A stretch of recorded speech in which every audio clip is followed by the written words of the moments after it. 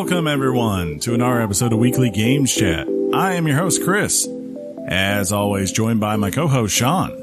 Hey, what's going on, people? It's good to see you, talk to you on this fine day of recording this.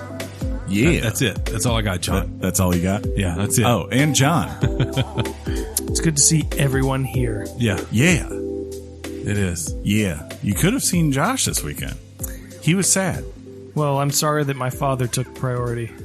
I'm going to let him know you said that. Senior. Well, yeah. Senior John Tried to does give win. you a birthday present. This is the thanks I get. I don't think that's what the present was, John.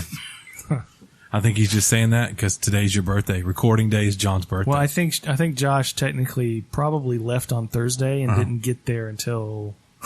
Man, the weirdest part, right? So the reason he came down, I was like, hey, I'm going to go see Once Upon a Time Friday with Aaron and Tony, usual movie crew, right? And I was like, you want to come? It's like, I've got a ton of free tickets just because I do the A-list thing, and because of work, we get a good amount of tickets from AMC throughout the year. So I've accumulated a ton of these. I was like, you come down. Thanks, man. I'll just give them to you. Appreciate it. Yeah, listeners, that's the I first try to time. invite you to go to movies, but you just never. First time we've heard of this, listeners. Yeah, it is. So the requirement is I have to go with you in order to Yes, cash in that on the would be ticket. a nice thing to do, right? Well, Companionship and all that. We'd be more tempted to But, go. Josh has a reputation of, and you know this, John knows this better than anyone here at this table, because he's lived with me, so he's seen it, where all right, Josh, what time are you going to be here? 3. And Josh will roll in at about 12 p.m. that night. That's just the way he is. You can't take it personally. I don't take it personally. I just know that's the way he is. He called me when he got off work at 2:30 to be like, we doing this? And he was at the theater before I was at the theater. So, he was amped to see some Once Upon a Time in Hollywood. That's what he did. So we need to find out which krill. Did I say it right, guys? Did I nerd that up right? Captain Marvel? Krulls? there's Krulls. there's Kree and Skrulls. Okay, Yeah. so I mixed words together Yeah, like a noob. that's good though. So which one? Skrulls are the changelings. Changelings? They change. Krill? Skrull Skrull? and the Kree. Kree! Which Kree Josh is? Because that's obviously not like the Josh we know. That's Again, funny. Skrull. They're the ones who change. Krees don't? And mimic. No, Krees do not. So in that last movie, Yeah. when that one thing happened, Skrull, not Kree. not Kree. No. Skrull. Kree is like Jude Law in them. Yeah. Who's Jude Law? That's funny. He's talented, Mr. Ripley. Or who gets killed by I know that guy. He's all right. He's a good actor, huh? Yeah, pretty solid. Yeah. Yeah. But He yeah. played a good Watson. He played a nice Watson. But yeah, we went and saw the 9th film by Quentin Tarantino. Supposedly his next to last one. I'll believe it when I see it, but Thank God. yeah. Well, I don't agree with your thank God. Yeah. I like the Tarantino movies, I think most people like the Tarantinos. except for John. He's fun. I like him fine. Yeah. They Yeah. were this one felt I liked this one a lot more than Hateful Eight. I will say that, Yeah. that was his last one. This one felt very different. Like most of it almost feels like a grown-up Tarantino movie until the last act. Then you're like, no, still Tarantino. Let's do this. But very, very Swords? lovely shot. And I think afterwards when you see it, I think a lot of people have an idea of what the focus of this movie is. And they will be maybe surprised afterwards when they see it and think about it. Because it's not so much about the thing you think it's probably about. It's more of a love letter to Hollywood. If somebody were to ask me and they'd never heard of Tarantino and they say, what's he all about? Or basically, tell me about his style. I'd say, well, pretend like you're Martin Scorsese. Who's Martin Scorsese? You do 10 lines of cocaine and then someone hands him a camera. That's fair. That's Quentin Tarantino. Yeah. I think that man is of all the directors today, he is the best at tension. No matter what is big. What is Scorsese or Tarantino? Tarantino? What's tension? Just for instance, the opening in Inglourious Bastards, right? like where you have this conversation. Oh, you mean tension? Yes. Okay. And then like when it finally slowly pans down beneath the floorboards. Yeah. Right. And you're like, oh, they are harboring Jewish people. And then as you see it start to turn, you're like, oh dear God, this is going to be bad. Or even the one scene, and I think they go into like a pub, like a downstairs pub type thing. They're drinking beer, and then all of a sudden, everyone in that room dies. Yes, later in that movie, that's another great example. That's what I'm saying. It's classic. I mean, every one of his films pretty much has it. And this one's no exception. And like again, you're just like, because you just never know with him what he's going to do. Yeah. You know, I was thinking in Inglourious Bastards, Michael Fassbender was going to be some big character, and he's literally just in that one scene in the movie, right? I don't know who that person is without looking at a picture. Magneto. Yeah. Oh, yes. I'm back in. Yep. Thanks, he was Josh. he was in the bar scene though, famously. Yeah. Yeah. I like when actors do cool things to promote movies too. If you saw Kimmel, I think the night of the premiere, Kimmel's doing his like monologue. Margot Robbie walks behind him, and the crowd's going nuts. She's like, I'm sorry, I'm just taking a shortcut. And he's like, okay, the theater is like right across the street out these doors. It's fine. Who comes behind her? Brad Pitt. Place goes nuts. I'm just going, I'm shortcut. Sorry. Going to the premiere. And then the last person is Leo. Place goes bananas. And he goes, I know you're just getting a shortcut to the theater. And he goes, no. Actually, I wanted to stop by your set to invite everyone in your audience to come see the premiere with us. Very cool. Yeah, that was cool. I like stuff like that. You imagine being that person in that audience? That wasn't planned at all. I don't think the audience knew about it. Know. Yeah. I'm sure that was planned, Chris. Yeah. Jeez. Yeah. Very, very good. Highly. Boo. That's it. Be prepared if you do go. Very long movie. It's easily over 2.5 hours. We're used to it. Yeah. What does that mean, Chris? What did I just say that for? Avengers Endgame. That's what that means. That's not what that means. And speaking of it better be what that means. It's not what it means. Speaking of superheroes. It was about Chris. That's what that meant. There is there's a new superhero show out on Amazon. Yes, The Boys. And Josh and I sat here and binged the whole first season. Josh was here? Yes. He was on that couch? He was. Which part of that couch? All of it. Did he sleep on the couch? He did. He slept on the couch. Yeah. Do you know what he did to your last couch? I know. But I think this was like a selling point. I was like, I got a new couch. And he was like, I'm there. I'm going to F up that couch. What's messed up is Josh was here for real, and we didn't see Josh. Yeah. Well, I figured you had gigs. Josh is the world's most successful hobo. And the sweetest boy ever. He's a sweet boy. He is a sweet boy. But The Boys, they are not sweet. Yeah. That show is hardcore. Yeah. But it's so good. You know what's not good that you told me to watch? What? From the Earth to the Moon. That's a very good show. That is the worst thing I've tried to watch. F you. And because of you, I tried to watch it, and I go, I can't do it. Yeah, I mean, if you're not into it, then you're not. I'm into that stuff. I can't watch it. It's one of those things, though. You have to put your... I will say this. It is one of those things in retrospect now, like if you've never seen before, you have to put your mind in a place where you go, this was made in 1998 and not... Oh, you clearly know that when young Tom Hanks walks out talking to you. You go, right? Whoa. That's what you look like young. You remember. He was just in Apollo. Yeah, it just happened. Yeah. But, I mean, I think it's just a very good documentary series, or I should say docudrama. That's the best. I will say that, it's because it's a blend of that, and they do mix like documentary style. I like a good blend with a drama. But if you want an actual good documentary, another thing I watched, Apollo 11. I think it's on Hulu now, and it's a straight up documentary. I mean, like in the sense that it is nothing but archive footage and recordings from the Apollo 11 mission, completely in 65 millimeter or whatever, or 70 millimeter film that they uncovered, and Who uncovered really cool. it? Where'd they uncover it? I guess like just the NASA archives while they were looking around, they're like, oh yeah, that's right, we filmed everything. Hollywood Stage 6. Yeah.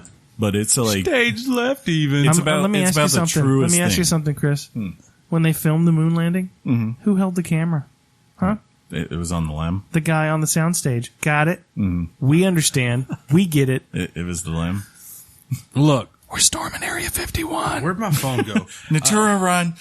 I'm gonna do something a little weird because it's your birthday. It's your birthday. I did post on Twitter that it was recording to anybody wanting to write in. It's not too late. Game on, video games, all that stuff. I put a picture of. I want to say Seth Meyers writing a note. Write in, get it? Well, absolutely. At Mike True 92 replied to us, said, "Have a good show, guys. Crack a beer for the WGC fans," which we will do. But for no further, John, I want to crack this beer. This Yingling lager right here. And this is for your birthday, man. We mentioned it early. I hope you have the happiest of birthdays. You're spending it with us. Oh, yeah. Life is bueno. Cheers. Cheers, sir. Nice sharing a pint with you. Is this a pint? I don't know. Is it a pint? It is. It's 16 ounces. It's a metric system. Is 16 ounces mean it's a pint? Yes. See, because was that math technically? Kind of. Is it? It's kind of called conversion. That's what I got, like pints for. Pint. If I pour this in there and it fills it up, it's a pint. I think of pints from Fellowship of the Ring, where I think Mary says to Took, this is when you cue in. it comes in pints? Yeah. I'm getting one. 1, 2. It's good stuff. It's nice and Hello good. there, we little masters. John does this fantastic thing, and you'd have to know John on a personal level to do this. So I walk into the place we stop to get beverages before the show, and I see him, and I smile instantly. He doesn't see me, and I just say, "Happy birthday." John knows it's me. He knows and he does this. He shakes my hand, and I walk by. I walk away, but he waits till he knows I can hear him, and he goes to the people ringing you up, "I have no idea who this guy is, or I've never met that guy in my life." That's funny. And then I requested that the cashier call the police because he's making me uncomfortable. I didn't stop. I kept saying, "Hey, John, what'd you get to drink?" Acting like I know him, and he continues to act like he does not know me. So then he leaves the store, and now these people have to be with a guy that they think the guy could be playing about. But what if I am a loony? Well, I went back in the back and talked to you about beer, which probably made them even more confused. Yeah, and then we see the beer, and I was like, "John, do we drink a beer for your birthday?" I should have looked at the cashier and said, "I'm holding him here. You going to call the cops?" This is a citizen's arrest. It's nice. Where are we eating tonight for your birthday dinner? Yeah. It's your day. Dang. All right. It's either Firehouse or Chipotle. Chipotle. I'm down for whatever. What does Daddy want tonight? I should have not gone to lunch with you yesterday, by the way. Why? What'd you Totally have? not your fault. I did not realize I had a department meeting at 1:30. Oh. Yeah. Were you late for it? What were they having? Stuff. Not just like a department. Oh, so you were late? I did not even end up at it in the end. I just called in. Oh. Yeah, because I had started laundry, so I did not have clothes to wear to get there. Awkward. Yeah. Hey guys, I'm gonna need to call in It was number on good. that one. My boss is like, honestly, it's stuff you'd already heard, and Okay. no one cool. even noticed you weren't there, so that's fine. Yeah, we didn't leave till after 12. I know. I was like, it was like 12:30 we left. Yeah. So, if I'd known that, I obviously would have been like, nope. Gotta get into this meeting, friend. I got you halfway ready. I got you in the shower. Yeah, you got which me. Which is weird. Yeah. Oh, How'd that feel?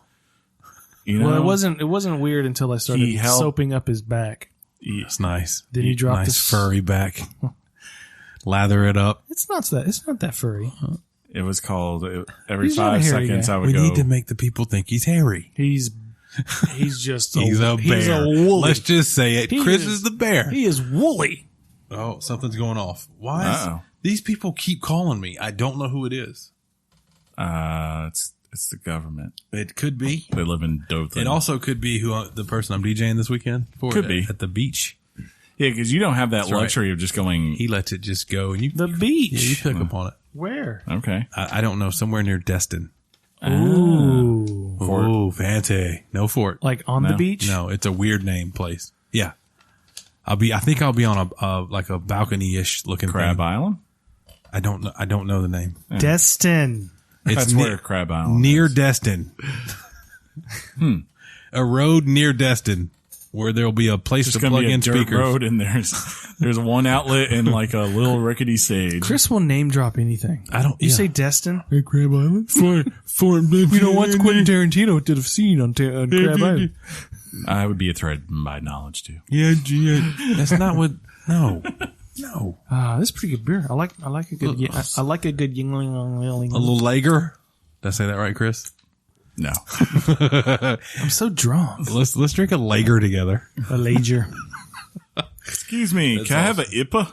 So me and my father, his birthday is on the 27th. So we have very close Yeah, you do. birthday. He turned 67 this year. We went down, got up at 4:30 in the morning, left at 5, went down to the Okefenokee Swamp in Fargo, Georgia, near Waycross. Fargo way? That was a great sentence. Let's be honest. It's very close to the Swanee River. Yeah. So we go out there, and the day is just beautiful. The breeze is blowing. Yeah. It's cool. It's not, it's hot, but it's like it's in the mid 80s. And we're sitting there going, this is a very pleasant day to be out on a boat. Didn't catch A fish. anything. And it's the first time in 6 or 7 trips where we have been out there where we haven't caught anything. We usually rake 'em nada. in. And the reason we didn't catch anything is because it was so pleasant. The catfish and the other fish, they're not going to bite unless you are out there sweating and cooking in your own juices. Yeah.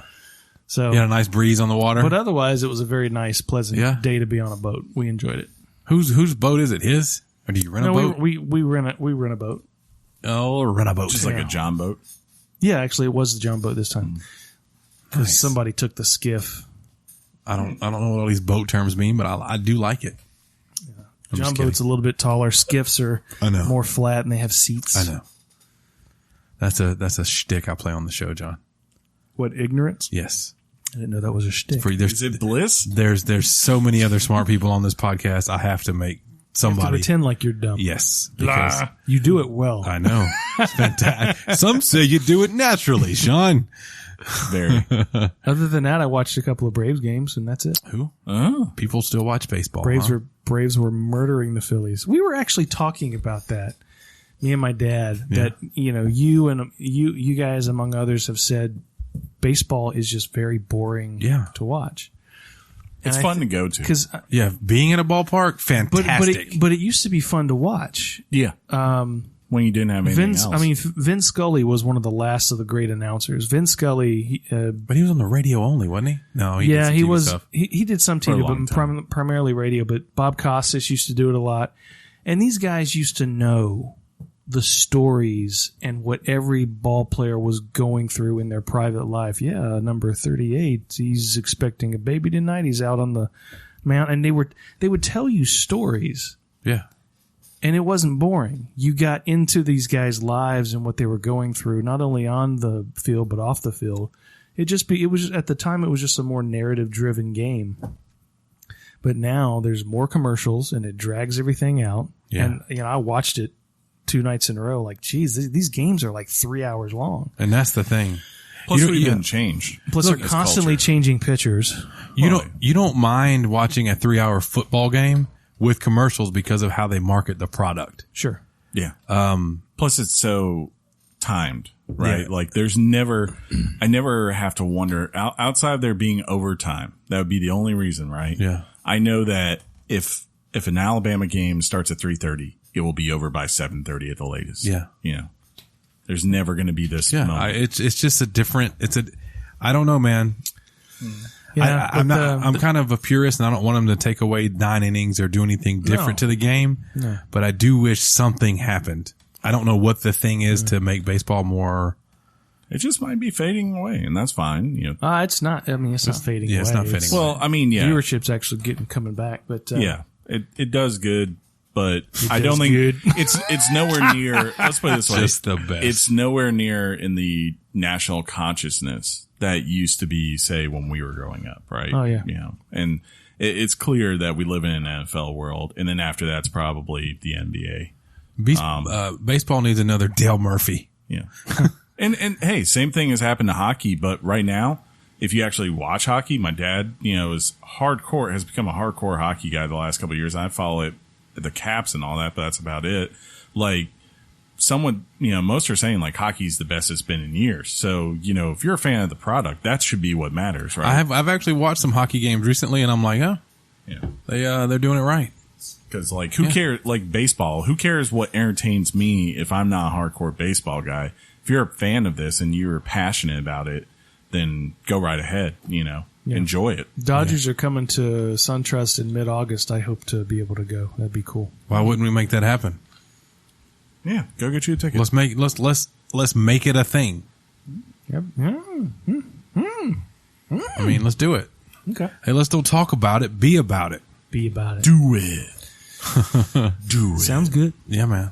Feels good. Sounds good. It's your birthday. Thanks for the beer. Yeah, man. Least I could do, man. Get you a beer. Beer. 2 men drinking a beer on a birthday. What's wrong with that, huh? Are we ready to piv? Well, that's up to you guys. That's a good piv. Yeah, this thing right here is supposed to be what it is, and when it fizzles, Conversational podcast. we go ahead and hit the next thing. All right. Well, let's. That's it. Let's see. Yeah. I'm good. Unless you got something. I'm excited about this one. I got You're nothing. excited about I this am. one. I am. I'm excited about it. Yeah. While y'all do that, I know you're going to do the thing where you're going to do. I know. yeah, We're going to start doing that to you too, that's cool. just so you know. You do it every week. All right. In your heart. Maybe. Don't tell me you don't. I can funny. see it. That's funny AF. Like, I fear being in a situation with Shaun where he's got to hide something on his face because we are screwed. Like Who's got the key? Like it's a life or death situation. Guy picks me to answer truthfully situation. Do you know anything about this? No. Death. Yeah. If you walked across a dark road and somebody hit you, the moment before you got hit, here's what I wish the audience could see your Well, face. they You'll do can't, this. John. Yeah. It would be the middle of terror and a happy Terror. surprise. Yeah. Like, wait a minute. Ooh, oh, ooh, ooh, ow. That's funny. All right, let's Yeah. let's pivot. Topic time.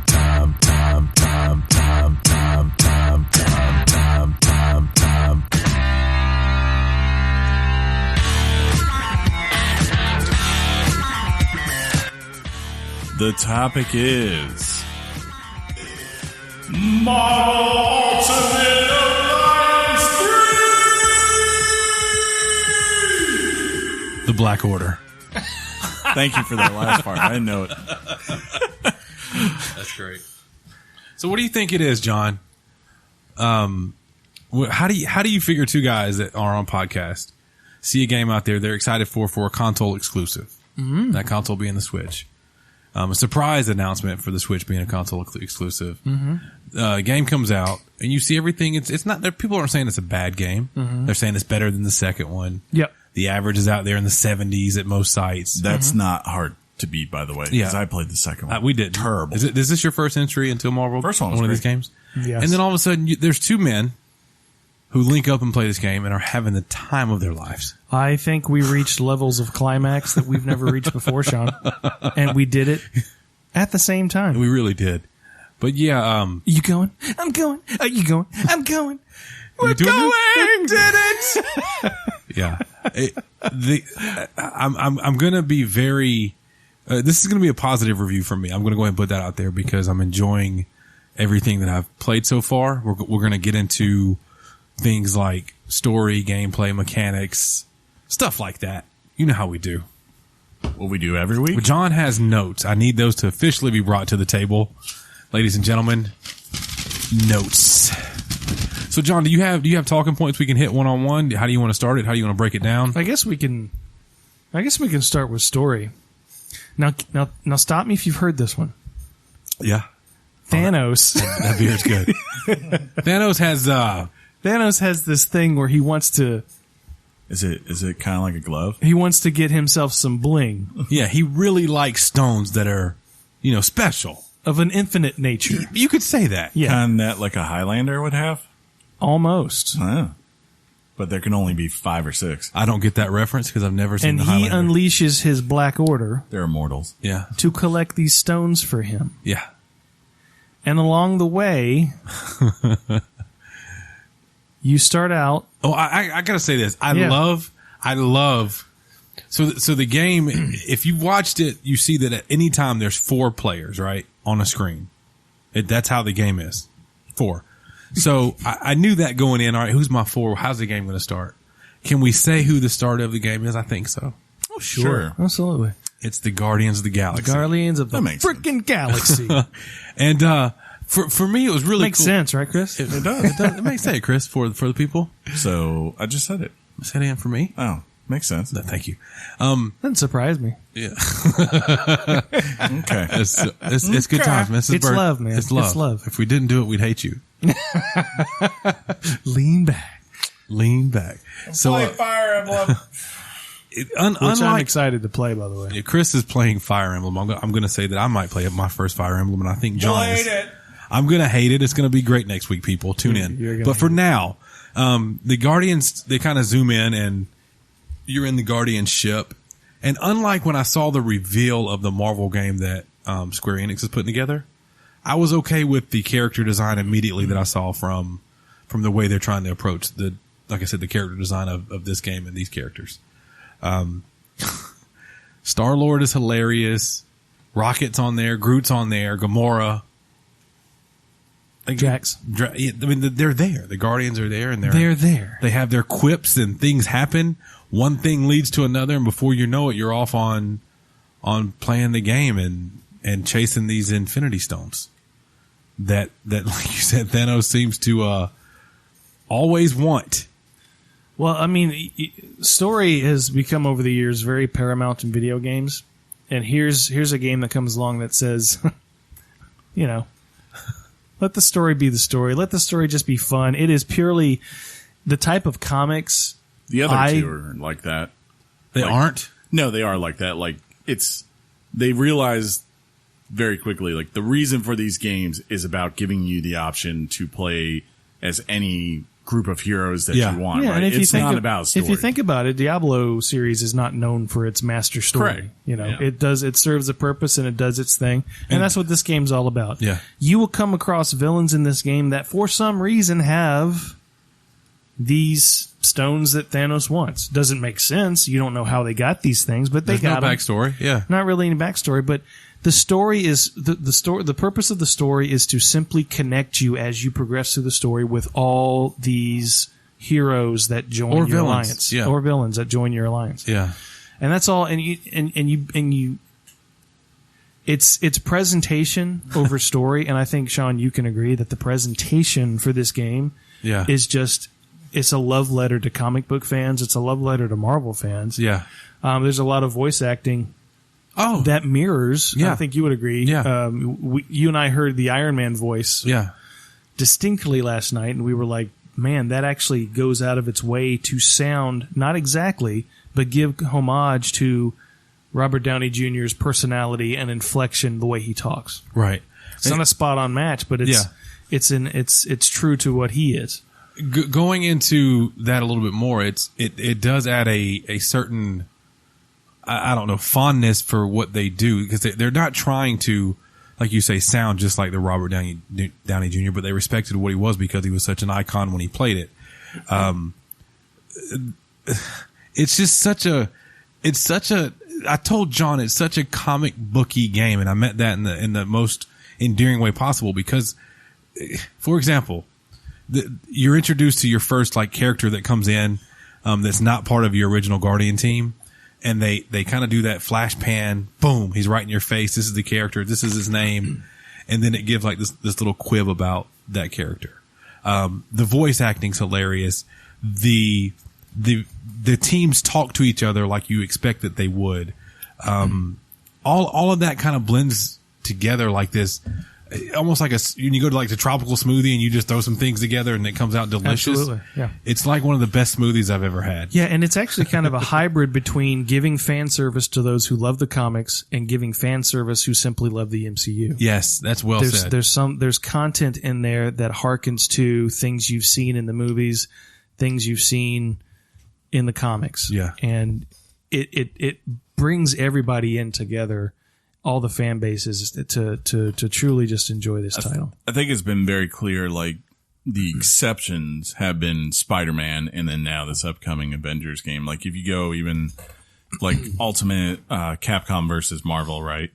As that as the MCU has gone on and they've adjusted over time, like pretty much everything that's been in the MCU, one, they've started to gear who is actually in the MCU at the time, right, and active as who they were selecting in those games, versus who was not. Like, for instance, like Wolverine and was like, I think the one X-Men who consistently appeared in all of them. Yeah. And for the most part, like, when they were bringing Guardians, they make them look like that. And I think that's been a strategy thing for Marvel. And I think it's a good move for the most part for these, like, where it's not something where you're going, this is a distinct universe of characters. Like, no, give something that's familiar to people, right? Yep. That's probably the better move. So in this game, I mean, I don't know, Sean, you want to move on to gameplay? Yeah, we can. I was going over some notes just to make sure I kind of hit the points. What notes? You don't take notes. Well, I do mentally, but sometimes that breaks down. But gameplay, I want to say at one point we're playing and John brings up and he says, this kind of is like, it's not like, but it's like Diablo 3. Mm-hmm. And I think what you meant by that is with the orientation of the gameplay where it can kind of be like that top down dungeon crawler-esque vibe to it. Yeah. That's always what it's kind of meant to be, I thought. I think so, yeah. But John, I got to say that he pointed out I had a problem with that camera view, and you gave me a tip on that. And if we go into that later, I'll talk more about it. Really changed how I thought about this game and felt about the game. It made it, for me, a lot more immersive and better. Yeah, I definitely wasn't there. When I first started the game, I wasn't really aware of the different camera type. It starts out in the camera angle that's called classic mode, where it's the camera pretty much adjusts, pans in, pans out, depending on what the need is. And sometimes, I mean, at least in handheld mode, because I don't have a 55-inch TV anymore. Oh my God. For some reason. Sorry. But when it would pan out on the small screen, on the handheld, it looked like I was fighting with ants. Yeah, it was weird. And sometimes I would just kind of lose track of where my character was, the one I was currently controlling. But I changed it to what they call heroic mode, where it takes the character that you're operating and pretty much sets the camera behind that character. Like classic third-person action game. Yeah, not quite. There's a little bit of a distance between the camera and the character, but it's much closer. You're just you're more in the action. Gotcha. Than you are overlooking the action. Maybe like kind of like how people do in WoW, right? Like where you're zooming more in your character, but you have a decent view of that control you can have in your MMORPGs where you can kind of go. Yeah, a lot of people said it that way. I'm guessing classic, if I recall, it's like for the most part zoomed out, and then it kind of goes in whenever you're doing a special of some sort to kind of highlight it, right? Isn't that what it is? They try. It's been forever, and we'll talk about the specials, but those get so chaotic, I wouldn't know really what's going on. Mm-hmm. Okay, if I didn't really zoom in on my guy. So, but gameplay is. It's actually very fluid. I think it's pretty in depth. I think it's in depth. While the controls are simple, and what I mean by that is each character has the same set of buttons you hit per character. Mm-hmm. They have a light attack, a heavy attack, and they have different button combinations for adding to those attacks. What's the one before the synergy? You have each character has 4 special moves, and when you start off, you automatically have 1 special move unlocked. And as your level tiers progress, you start to over time unlock all tiers as you go. So those are the specials. Those are the specials. And it's operated by the right shoulder button and either X, Y, B, or A, depending on which attack you want to use. Right. The synergy is when you're next to another superhero. So like say John's running as Iron Man. I walk behind him as Thor. Thor and Iron Man do a special thing that only Thor and Iron Man do. If I've got enough, I'm going to call it mana, but if my meter's full enough to be able to run this energy. It's your energy gauge. The energy gauge, I'm able to do a thing with John. And then you can only do it when you kind of get next to characters who also have their energy gauges ready and they can do a synergy move with you too. And at some point, what's also building is your special. Your ultimate move? What's it? It's the big one. We'll call it your power meter. It's this yellow bar, this yellow circular bar that fills up the entire circle that highlights your character icon. And when that's full, you hit L and R together and chaos. What happens when you hit it? It queues up anybody else that wants to hit it with you. and then all of a sudden you could have if you time it right, and everybody's specials come up at the same time, destroy. Destruction. Like it's a cinematic display of beautifulness. So much poppage. Yeah. So this combat system you pair off with 4. Now the game automatically gives you access as you progress through the game, 36 total characters.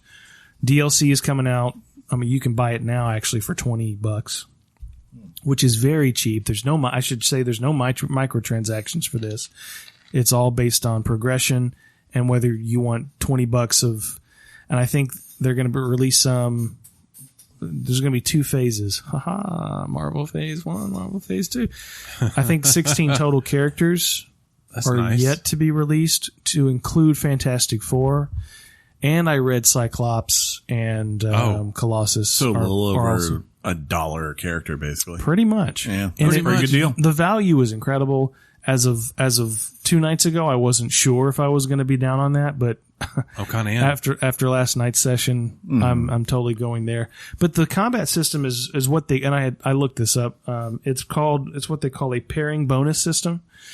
So you can with the 4 characters, you get bonuses depending on who you pair. For example, let's say you pick Thor, Iron Man, Cap, and Hawkeye. You're automatically granted what they call an Avengers bonus. Let's say you select Psylocke, Scarlet Witch, and I might be getting some of these, the Wasp. You get a female Avengers ensemble what do they call bonus. It? Women of Marvel. I'm special guessing if you do like Cyclops, Wolverine, you get an X-Men Colossus, perk. Yeah. You get an X-Men perk. So there's a lot of things like that you can watch as you're filling in your characters. You can see the stat readouts of what kind of boost you get from having all these characters together in one unit. Now, ultimately, when you're playing through this, they all have perks to a certain degree, but some of them just have more than others. So yeah, I really not knowing that John knew that much about that system. I go just on a whim. We queue up and he joins my lobby that I created, and I'm playing with Thor. I'm running with Cap. I'm running with Iron Man. You come in with Psylocke, and I go, is this group pretty good? John busts out into this whole thing. He's like, well, yeah, Cap's kind of like a tank. He takes all the damage. He goes right in there with his shield. He does the thing. You got Iron Man, who's got some distance to him. He does pack a punch. John's writing the guide for this, isn't he? And Thor, I really haven't seen Thor, but I imagine there's some lightning out and he's got a hammer in it. All I could say, there better be some sort of team-up bonus for having Wolverine, Hulk, and Thor together. Well, there is a versus bonus. Maybe, but there is. I'm not sure, but I know there is a Wolverine Deadpool bonus. That's a good one because too. of their because of their healing factor and things like that. That particular stat on resilience gets a perk. So I mean the stats are much like any JRPG or RPG. You've got your durability, you've got your mastery, which is for things like the Wasp and Doctor Strange. Mastery is pretty specific to like quote unquote magical powers, or like Iron Man who shoots weapons from a distance, things like that. So there's durability you would want to assign to Captain America because he's that close hand-to-hand combat guy. So he needs the durability to take a bunch of hits, things like that. Is Cable in this one?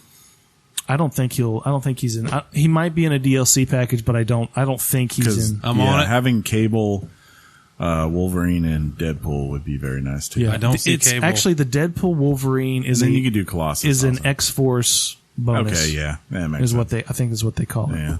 So I do see that a non-playable character will be Winter Soldier. What villains are in there so far that you've been able to play as?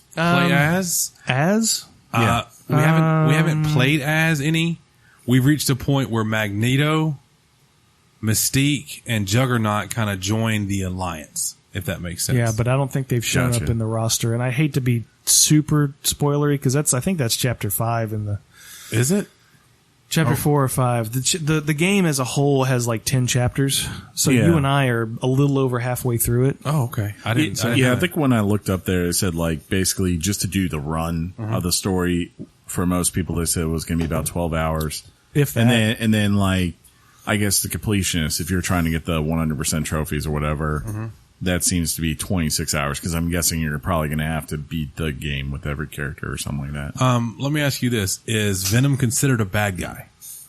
He's a anti-hero. Anti-hero. Yeah. Okay, so he falls in Used the to be a bad anti-hero. guy. When I was reading comics, he was a bad guy. Yeah. Yeah. You know? Then someone said, man, this dude's really marketable and profitable. We should make him an anti-hero. Well, the moment they made him that is, I think that's why they created, this is going into nerd territory, but that's why they invented Carnage. Nerd. I mean, I actually had the first appearance, I actually had the issue with the first appearance of Carnage. So Peter Parker had to consult with Venom to figure out how to come and combat Carnage, and they teamed up together. Yeah. Now, once they defeated Carnage, Venom turned on Spider-Man and tried to kill him. But that was the beginning of the transformation of Venom, I think. That's why I remember the first time I read the Ultimate Universe in Spider-Man Ultimate Spider-Man. Like, it was very clear from the get-go. They were like, we're not even playing. This dude is an anti-hero. Yeah. We are not, making Venom a villain. But but the whole time when he was Spider-Man's arch nemesis after Kraven died, he was always talking about the innocent. True. When Very true. fighting Spider-Man, Yeah. he would say, we're meeting out in a private place to protect the innocent, because he was all about protecting innocence, but he never Correct. considered Spider-Man to be an innocent. Good movie, by the way. And for going back real quick to Wolverine before we move on, for you X-Men people, it's very cool to see when you select Wolverine as part of your party. As part of your party, he is the classic comic book Wolverine where he's tight, really small, short. That's the interesting thing to me. Yeah. Like, through the years, right? Like, we saw everyone blow up with like the way the Avengers look in the Avengers game. Yeah. And of course here it's very clear that people who are in the MCU, they're making them look like that. No one ever complains about Wolverine looking like classic OG Wolverine. No one's like, man, I really wish he looked like Logan from freaking the X-Men films. Like, no one ever does that. Well, because Wolverine is called Wolverine because he has the claws. Yeah. He's a tightly packed little guy, and he just dominates. I think like that's been true with all the X-Men. Like, they regardless, almost get a pass or something. Yeah. It's weird. Because It's funny. It's like, technically in the comics, Wolverine is like 5'1", maybe 4'11", yeah. and then they hire Hugh this Jackman's 6'6" like guy. What's funny, Russell Crowe was actually who Bryan Singer wanted, and Russell Crowe probably would have been technically the right choice. Yeah. Him or Tom Physically. That'd be funny. From a graphical standpoint, the game is obviously on the Switch. The Switch is not the highest. You guys know this. It's not the highest technical. It's not Xbox One X-ness. Wait, It's what? not PC. But the game runs really well. It looks nice. I was talking about the way that to John yesterday about how I think the Switch, when it has these games that require a lot going on, there's a lot of processing happening, that they serve better when it is a more of a cel-shaded approach to the graphics. They just flow and look better. And fans accept it. And you accept it because it does look good. Yeah. Well, it looks like the comics with the cell shading. There's no pressure like with Crystal Dynamics to make some version of a live action Marvel Cinematic Universe. Yeah. Sure. I mean, that's where the backlash came from. That don't look like my Captain America. Right. Yeah. And I think, But when you go to that right. cell shading and you say we're not going to embrace live action, we're going to embrace the comics. The fans will just embrace it with you. There was no one ever complained about how Spider-Man looks in Marvel Ultimate Alliance 3. You're right. Yeah. Even though it's a completely unique suit and, backstory really too. Voice actor is the same Yeah, I read as that. Spider-Man's I read that. PlayStation 4 venture. Yeah, Marvel Spider-Man. Smart and move. I told John I think Dr. Octavius is too. Yeah, Sounded might very be. similar. And I like that the game has those little Sorry, Alfred. those Molina. little cool things about it. I love that they pay Oh yeah, those little you with me? we're transitioning. Yeah, we're transitioning. And I do love how they pay attention to detail. I pointed out to John yesterday. We're in the Avengers Tower. Imagine that you're in an Avengers Tower in a Marvel Alliance game, and there's a case with Iron Man's mask, you know? Dude. and Iron Man's Stuff that chest I piece. I'd already Little played stuff through like that they don't leave out, even though you're running around these places, and a lot of it feels, I don't want to say similar, but it's linear. The game's linear, so you're going to be running around hallways and doing different things. The game has a ton of bosses. And they come at you very early. Yeah. So if you're in the game and you a lot want of mini bosses. a lot of mini sure. bosses, if you want to, Rhino. really, Scorpion. we cannot speak on said things, sir. I feel like every game where there's like you gotta bring out the Marvel stable of villains like And it Rhino, does. Scorpion, and God, who is the other one from Spider-Man? They Electro? always freaking probably Electro Electro, yeah. or Vulture. Take One of them too. What if I told you that? If not all of them. So they do a really cool thing when you're fighting these bosses. They are generally themed around, I guess when they introduce a new, kind of like a big name character or just a character in general that's going to join your alliance. Case in point, very early on you meet Spider-Man. And Spiderman, and there are things tied to meeting Spider-Man and villains that are associated with him that you end up running around. And that progresses as you've played the game, or at least it has for us as we progress through the game. So it's been very cool to see that. You said, have you gotten to the part with Iron Man yet? I don't know what you mean by that. He's like, pretty. He's pretty much right there from the jump. I was wondering if they put the Mandarin in this game. I don't know yet. That'd be really tight. The most exposure we've got to the Iron Man actual audio impact and cinematic things that pop up have been in the Avengers Tower, and that was tied to something completely different. Now, I'm wondering, I would assume this, but just to see, are there a ton of suit unlocks, alternate costumes and all that for these characters? I don't know. There you have that leads into something pretty cool. You have, it's purely cosmetic. Yeah. And it doesn't really have any functionality the way Spider-Man has functionality with a lot of his costumes in the PS4 game. With this, one of the main ways you unlock different skins, you take maybe it's kind of funny. Captain America, his alternate suit is a slightly darker shade of blue. Then you go to Black Widow, and her costume, ironically, is white as an alternative. So there's just color switches. I didn't know that. Color switches. I haven't seen any of it yet in the in-game. I've just read about it. Oh, I think she's had a white outfit before, too. Oh, has she? Like when she's been in snow areas or whatever. Nerd. But nerd. I could be wrong. One of the cool aspects of the game is these things called rifts. And, yes, and I'm you glad find you brought them. that up. You find them in the different levels, and basically they're like challenges. Where let's say you have a certain amount of time to defeat 200 enemies, and they're capped at what level you should be to participate in this. Like I did a rift where I went in and just refought one of the boss fights, and I was not making a dent. Like his life meter did not even go down once, because at the time I think I was a level 11. So I had no business doing it. So when you do these things and it ranks you after each rift, and you can go back and do them over and over as much time as you want. And it's a good way to farm for XP.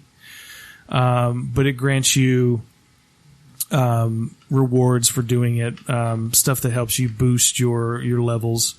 And I think one of the things it does is it unlocks different costumes depending on how well you do the rifts. And I'm glad you brought up XP because you do have to level up characters.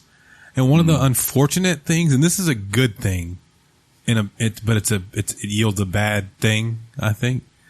So if you pick your favorite four, and kind of forget about your next, maybe your fifth or sixth person that you wanted to possibly try to play with, you progress through the story, and then all of a sudden your four are leveled up and your other ones are not. What's cool is if you come across a cool character that you like in a cutscene, like as a part of a story, they kind of come in at level. Yeah, if you want to go ahead and inject them into your four, you can. It's very cool. But Spider-Man, you meet very early, and John nor I played with him really, and you leave them behind. You know, they don't. Their level progression doesn't go with you. So you're level 23 and you've never played with Spider-Man, and you're considering going to Spider-Man. You look and he's got a level 6. Could you pull him through like with your other three people? Yeah. There's a couple of things. I'm not sure because I tried this with Black Widow and I didn't notice the way you drug me through Diablo 3 and getting me leveled up quick. I don't know that that's happening. It's hard to tell. I think I actually might try throwing Spider-Man or some low-level character in there to see how fast he levels up. But John, let's just be honest real quick. I didn't drag you through Diablo. You took a stroll down a road, and you just saw carcasses in front of you. I was thinking about how to... That's funny. There was a battle here. Yeah, it happens. A lot of people died. Let's pick this loot up. There's loot everywhere. Someone's a murderer. Loot for days. You can actually, it's funny, you can hear in the background, yelling and spell casting and stuff You like know that. what's going on. You're It's like you don't see them, but it's happening, and you just hear all these monsters dying in pain and anguish. When I used to run Just through, hear the dings of your level as it keeps Ding. going. Yes. when I used to run through dungeon with Josh, he would be gone, right? He's got this wizard that could like teleport. Choom, choom, choom, he's gone. It's a mage technically for everybody who's going to want to correct me. And I would just come through glowing piles of goodness that he leaves behind as he just goes through. Yeah. It's good times. But I do think because the game, you can obviously pick up the story and play whenever and keep going, but you can also go back and select chapters to replay. So you could go back to some of those early chapters, maybe put a Spider-Man in your rotation, and then he'd be able to kind of level up that way. Yeah. It would just be a replay. And I do think the game has somewhat of a high replay value for various reasons. There is a bit of a, not a cheat, but there is a bit of a advancement element in the game where if it kind of allows you to, if you have a character that you want to go back and try and he's a lower level or she is a lower level, there's elements you find in the game that are designed to boost their levels up quicker without having to do much combat. There's also another function in the game that gets pretty important after the third level, maybe, called ISO 8s. And this is actually something that it's comic book lore. It's but the way they implement it is they're just elements of blue, green, purple, kind of the colors of the gemstones. Yeah, and they boost your different stats depending on what you want to assign. And there's there's 4 slots that you unlock over the course of the game that you can stick a gem in here, and it boosts durability, it boosts mastery skill, it boosts whatever you want. And then later on in the game, I think, Sean, we've come up to this where you can actually increase and improve the level that these gems work. The gems, the official way they word it is that they're passive buffs that can be attached to characters by equipping ISO 8 crystals. Mm-hmm. And everything that John said is spot on. You kind of equip them and they'll give you plus 10% durability. Some of them will give you a really good stat. And then punish you. on a different area. So you have to kind of give and take, what you're doing. Yeah. So that's pretty So good. What don't you like? Well, I was going to say we did try a couple of things. I may not be where I don't like yet. Since you asked me the question, I'll say one thing. The game preloads characters that you're going to come up to in a cutscene or to an area.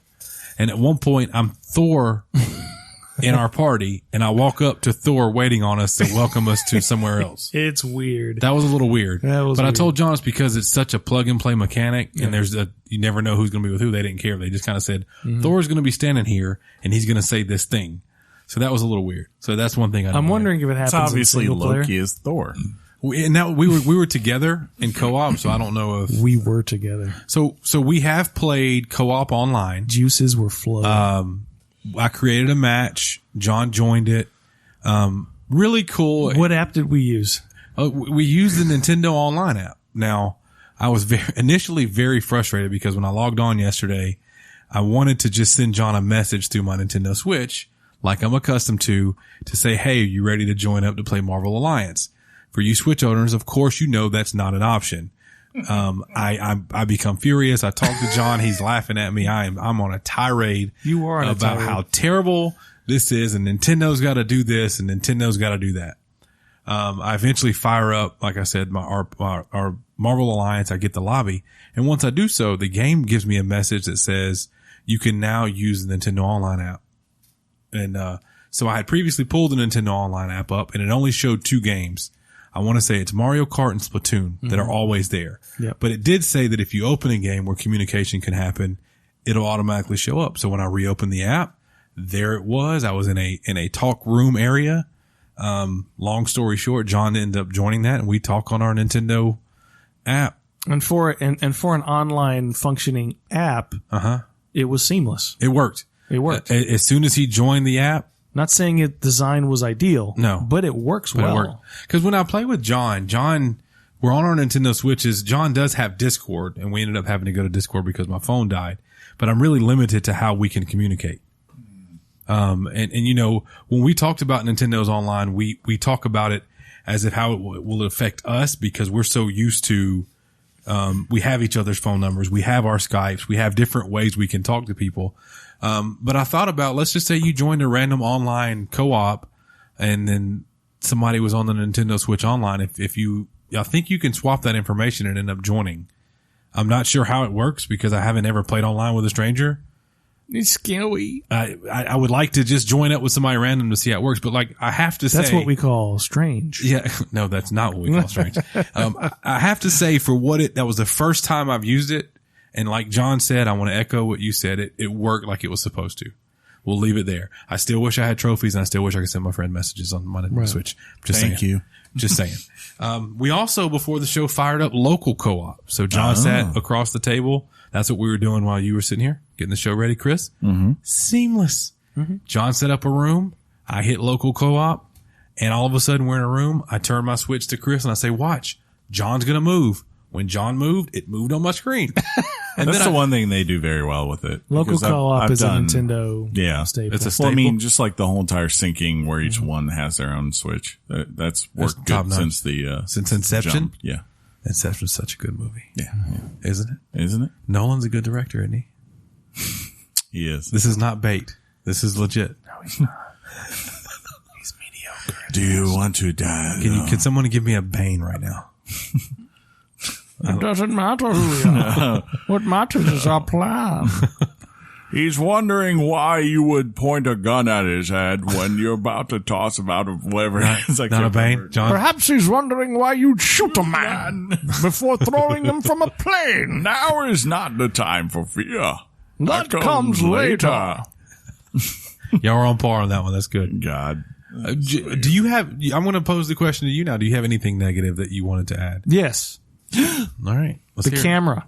Yeah, that's a big one. I mentioned it is a big one. I mentioned early on that it was, yeah. You know how I like for an action game. You know how I hate the phrase, oftentimes in political context, but I hate the phrase, this shouldn't happen because it's 2019. You hate that. I hate that. You hate that. As if to suggest that it was somehow acceptable in 1492. Yeah. Regardless.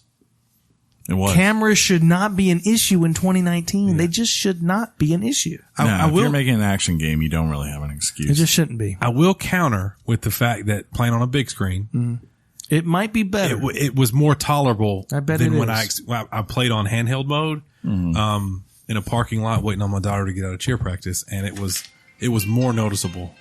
Phones are ringing. What's happening? He doesn't know. Are you checking? My sister. It's probably a birthday call. Oh. Happy birthday. Yeah. You should answer it and say, hey, I'm recording live. Is there anything you want to say to me just to see what happens? That'd be hilarious if something just ridiculous happened. Do you have any more notes you want to follow up on? I know we're getting close to giving our Richards. I just want to make sure we really emphasize this is a solid game. I don't think it deserves, like if you go to Metacritic, if you go to other sites, there's a few that give it an 8 out of 10 or anything higher than like a 7 something. Yeah. I'm going to tell you right now, I don't believe that game belongs in the 7 categories from where I've experienced right now. It's amazing. There's a lot going into, and obviously this is all subjective stuff, but there's a lot that goes into this review based on who played it and why they played it. I don't have a reference for the first 2 games. Chris would if he played this game. He would have a perspective on this, which I assume a lot of review critics do. Right. Yeah. But and people, camera issues are one of those things that really can irritate a reviewer. Yeah, and they're just and sometimes different depending on the reviewer. They can really hit a game for a camera issue like that. And I get that. Yeah, I get it. The leveling system, and we alluded to it. I think it's a bit of a knock for the idea of leaving a character behind early in the game because you kind of had your roster and you wanted to roll with it, and you can't really go back to that.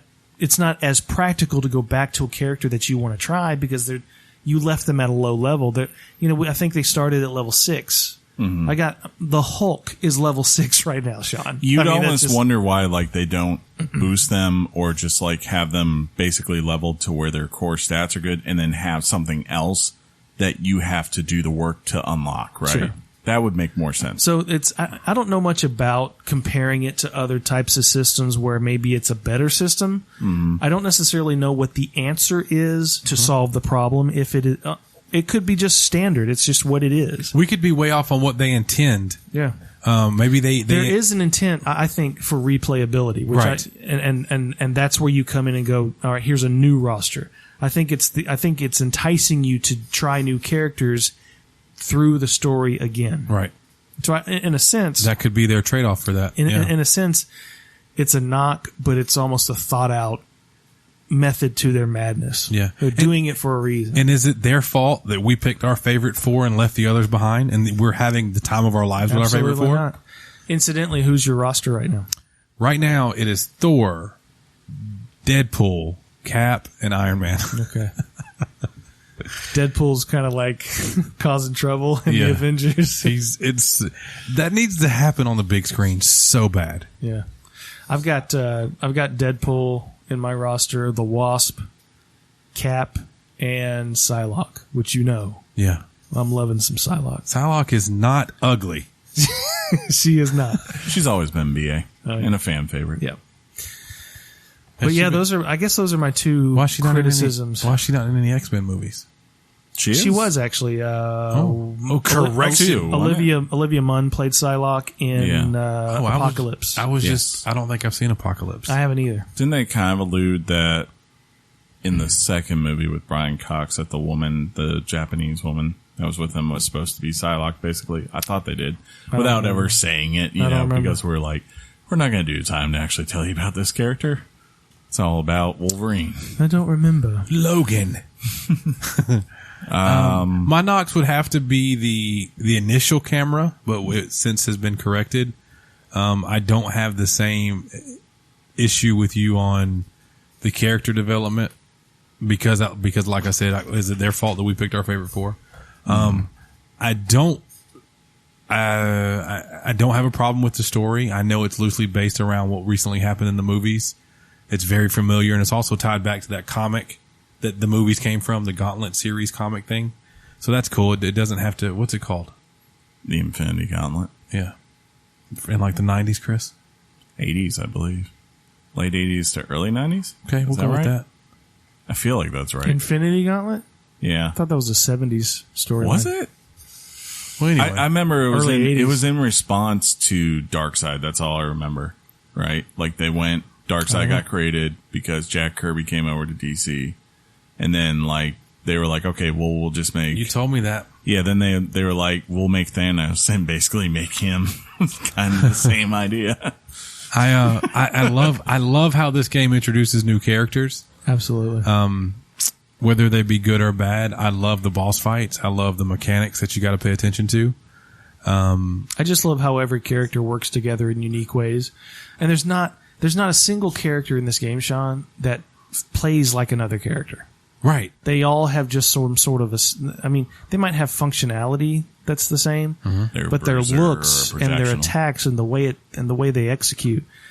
I mean, once you execute one of those 4 ultimate attacks with all 4 of your members, it's like an orgasm. It's an orgasm. That's right. It's so good. So good. So good. So good. And I had I was there. I had it with you. Yeah, we did. Well, what are your Richards then? Last night? Oh man, it was somewhat girthy. Oh, wait, what? Oh. You want to do this first? I was going to offer to you on your birthday. But because it's your birthday, you tell me. I might get shamed for it. But this is an 8.9. Oh, okay. I'm gonna agree and say 8.95.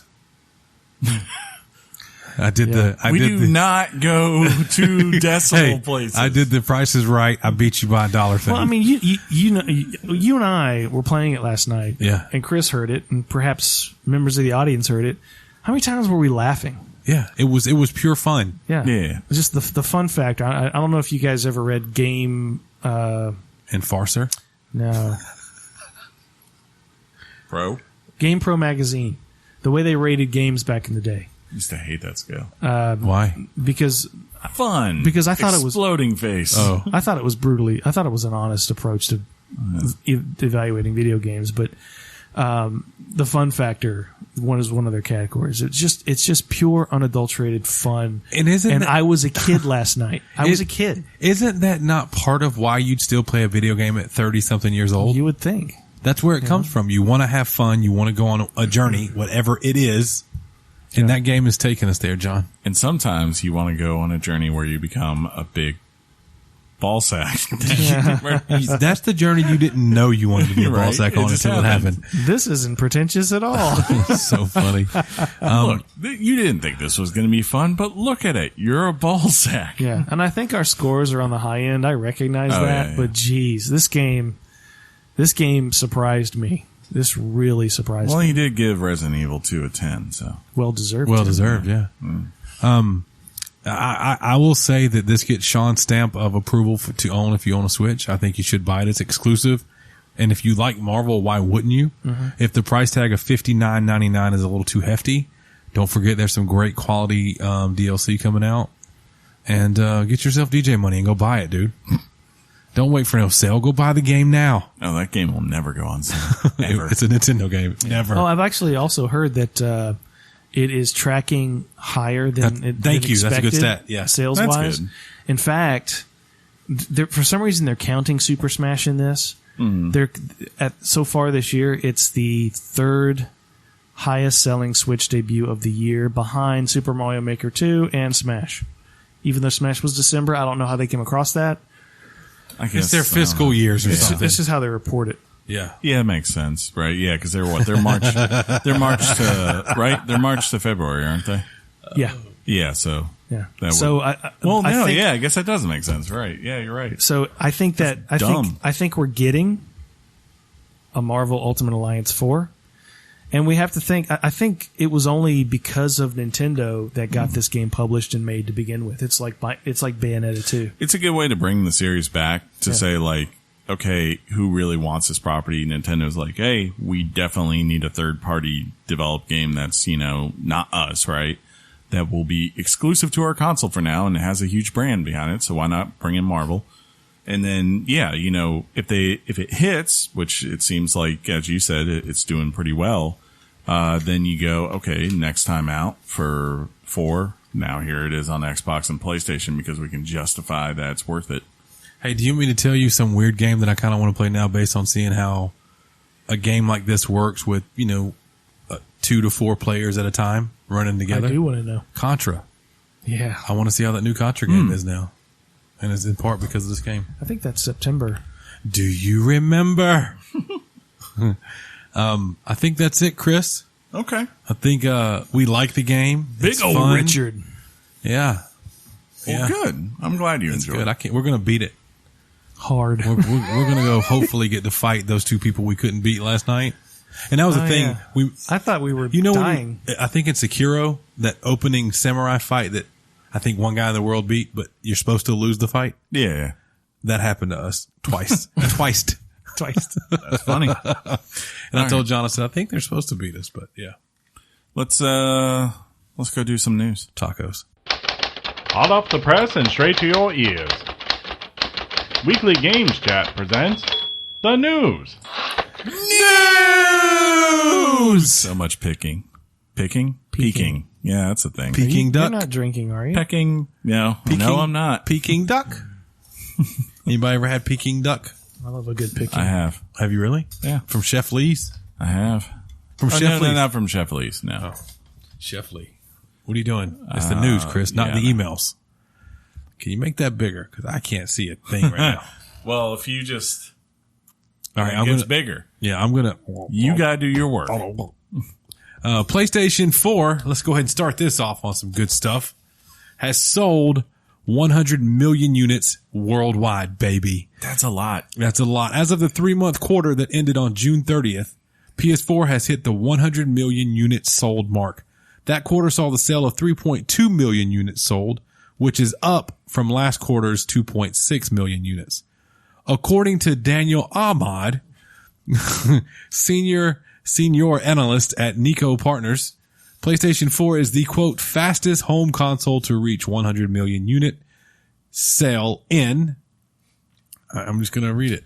No, it's called unit sell-in, Unit- otherwise known as unit sell-through, meaning Unit they sell-in. go from the store to your hand. Sell in. It's correct. It's correct, even though I'm dumb. At 5 years and 7 months since it launched in November 15th, 2013. That's crazy when you think about that's when we got our PS4s. Right. That's insane. The PlayStation 2 took 5 years and 9 months to reach that number. If you do math. Huh? I think about console cycles Yeah. now associated with death. Sickles. How many console cycles, Sean, do you and I have Left in us. left in us? Right. It's depressing when you think about it. You are old men. Dude, I was reading the Not spry 36 like me. recent IGN. No, the recent electronic Egan, yeah. And they were talking about this same thing about how the Xbox now in its, sixth year is at the end of its cycle. And I'm thinking, have we had Xboxes that long? Yeah. Yes. And then this piece of news and I'm like, oh my God, that is a fast 6 years, bro. Yeah. They go Just by so getting- quickly. They get faster. They get faster, man, but the systems still do so well. Yeah. It'll be interesting to see what it will be interesting. I just wanted you to hang on that one. It will be interesting to see if it could keep it up. Cuz I mean like makes sense. they rode the PS2 for years, especially because PS3 had so many struggles coming out of the gate, the next gen. And then it beat Xbox 360 by about 4 million We units. say this once Yeah, every but not in about America. 3 weeks. Y'all know that, right? America counts. Yeah. But do you remember that time They do. I said that systems do well? You see the next tagline? Well, you know what else is doing well? That's right. Nintendo Switch. You know why you knew that? Because you're head editor of the news team. That's why you're awesome. In addition, as of June 30th, the Nintendo Switch has sold 36.87 million units worldwide. The Nintendo Switch sold 2.13 million units this past quarter, which is 13.2% increase on a year-on-year basis. Not bad. In addition, it was noted that Not bad at all. In addition, it was noted that Super Mario Maker 2 sold 2.42 million units in the first 3 days of release. Solid. To date, Mario Kart 8 Deluxe is still holding the number one spot at 17.89 million units sold. Suck it, Zelda. Digital sales for Nintendo Switch saw titles rise. Digital sales for Nintendo Switch titles saw a rise of 65.3% from the same quarter of last year. Someone put up a question on one of the gaming groups I'm on Facebook yesterday. Said, where do you buy your games, digitally or physically, right? And it was a 50-50 split at this That's point. 52. PlayStation said that 52% of all their game sales is now digital. Yeah. It's changing, man. But yeah, they're rolling. Changing. They're rolling right along Well, right now. a minute ago we talked about how that Marvel game was not going to be for sale ever. There's a chance it'll be for sale on the Nintendo eShop because the digital sales happen and they're fantastic sometimes. They really are. I'm just saying. I love the Nintendo eShop. 3 years Oh, from I now, hate it. we've cut it all the way down to $39.99. 3 years in. Yeah, That's so funny. what they do. I'm waiting on that pivot, John. Hook me up. Drift on over. That was a good one, Chris. John, you got anything? You know what my favorite thing about Mario Kart 8 is? Oh, I see what you're doing. I know what you're doing. What is your favorite thing about Mario Kart 8, John? Drifting. Speaking of drifting, Joy-Con drift. Nintendo is taking action in response to a class action lawsuit concerning Joy-Con drift. That sounds like a thing. I'm sorry, John, but you have Joy-Con drift. Inoperable. We're gonna have to put them down. They will be repairing any affected Joy-Cons for free and will refund those who have already had repairs done and were charged for them. Yay! An internal memo from Nintendo stated that customers would no longer need to provide proof of purchase and the repairs would be done regardless of warranty status. Woo-hoo. This response stems from a class action lawsuit against Nintendo that states, quote, Nintendo's Joy-Cons violate a quote within a quote, various consumer protection statutes as well as various warranty and common law claims. End of all quotes. How you guys feel about that? I don't think I have drift. Do you have drift? It's a good idea from their part, just because they're making, we just said, they're making money. You've got drift. I don't have drift. You've got drift. How? You've got drift. What is he doing? New Joy-Cons. Oh. You've got drift. He's trying to help you out. That's all I'm saying, man. I will wouldn't say, despite all this, and I think this is a lot of noise. Nobody's really going to ultimately care about this. Nintendo customer service has always been top notch. It continues to be top notch. Of course, they buy. They buy and they. I'm having an aneurysm. Yeah. We'll get there. I'm 39 today, and I died. Not funny, but funny. Thoughts and prayers. Thoughts and prayers. I'm going to get that today. You hear me? I'm going to nail that sucker today. But class action lawsuits, they'll get thousands of people involved, and each one will get $2. Yeah. And Unless the you're, lawyers will get millions. Unless it's Equifax, then you get 125, right? Ooh. And soon to be Capital One. Yeah, that came out today, huh? Yeah, it was pretty bad. If you people haven't heard, Capital One got hacked. By their own people. So you should probably go check that out. Yeah. Also, there's a link for some Equifax thing that happened. Everyone knows our social security numbers at this point. Pretty much. It's not a question of if. When. It's a question of when. I think, John, since it's your birthday, and since this next one is basically 2 sentences, you should take the next 2. New Smash character. Ooh! The hero from Dragon Quest. Specifically Dragon Quest XI. Wow. One of my top games of the year. You played that game? Do you even host this show? The hero from Dragon Quest series dropped on July 30th, along with version 4.0.0 update. The hero was revealed at E3 2019 alongside Banjo-Kazooie and joins Piranha Plant and Persona 5's Joker as DLC fighters added since Ultimate's launch in 2018. Now, If you're looking at like your smartwatch, your smartphone, your computer, or anything that keeps your date, a calendar, and you go, July 30th, that was yesterday. Yeah, as you listen to this is now available. So have fun That's right. on your Smashness. You know what else is available? Avengers Endgame on digital. Oh, fun fact, huh? The greatest movie of 2019. Ouch. No. It won't win awards because people like it. That's right. That's how that works. People liked Mad Max and it won awards. A ton of awards. Fair point, Chris. Nobody went to see that. The Mad Max was set like this. I didn't. Yes, I did. I still haven't seen it. 250 million. High voice time. They're making a sequel. You're just out of this world. I don't know if there's any more news we could take on the Switch. Speaking of Outer Worlds. We did a combo thing for you there. A synergy move. Oh, You like that's that? a callback to the recent. Don't call it a callback. That's a comeback. We know, but you that's know why I that. said, Yeah. Oh, God, John. I hate you. Stupid birthday. Old man. Yes. Count the gray hairs on your Richard today. So Too what's much? Yep. That's assuming he has any. 43. 43. You have that many hairs on your Richards? Hey, watch this pivot. Speaking of Outer Worlds on our Switch. I don't know. That's all I got. This is you, Sean. No, I said you do the next 2 because that last one was a sentence. Whoa. You gotta not let him talk about the next one? The Outer Worlds, not to be confused with Terrible. the Outer Worlds, not to be confused with Outer Wilds, is coming to Nintendo Switchy Poo. Senior producer Matthew Singh explained that the game is being ported to Switch by Virtuos and will come to the console, quote, following the game's main launch on other systems. The game will launch on other devices. Yes, the on other devices is in the sentence. The game will launch on other devices on October 25th. It is not clear how much sacrifices will need to be made to make the port possible. Coming in at a fresh 260p frame.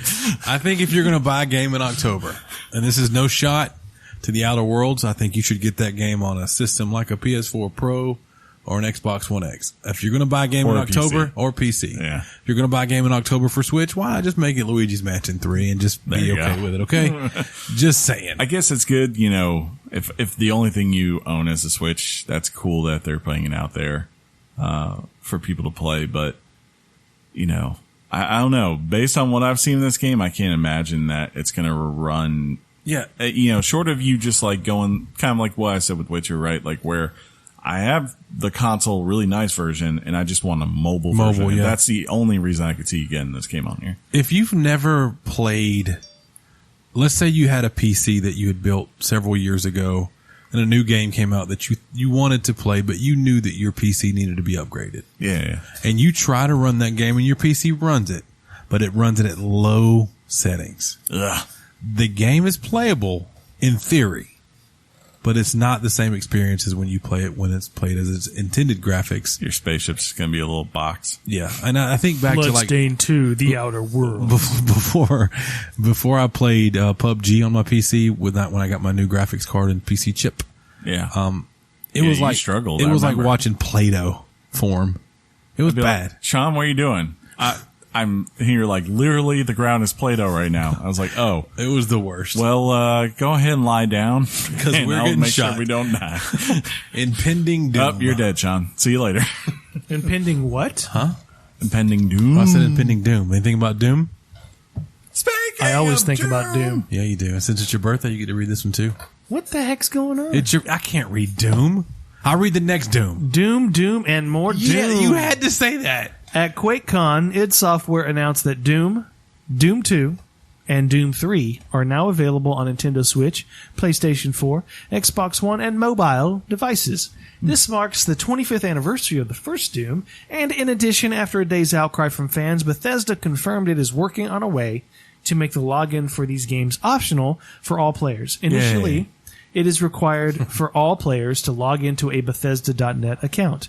Quote, the Bethesda.net login requirement was included for the Slayers Club to reward members for playing the classic Doom games. The login should be optional, and we are working on changing the requirement to optional now. We will update everyone, when a fix is ready. End quote. But not before we have a couple days where you have to log in.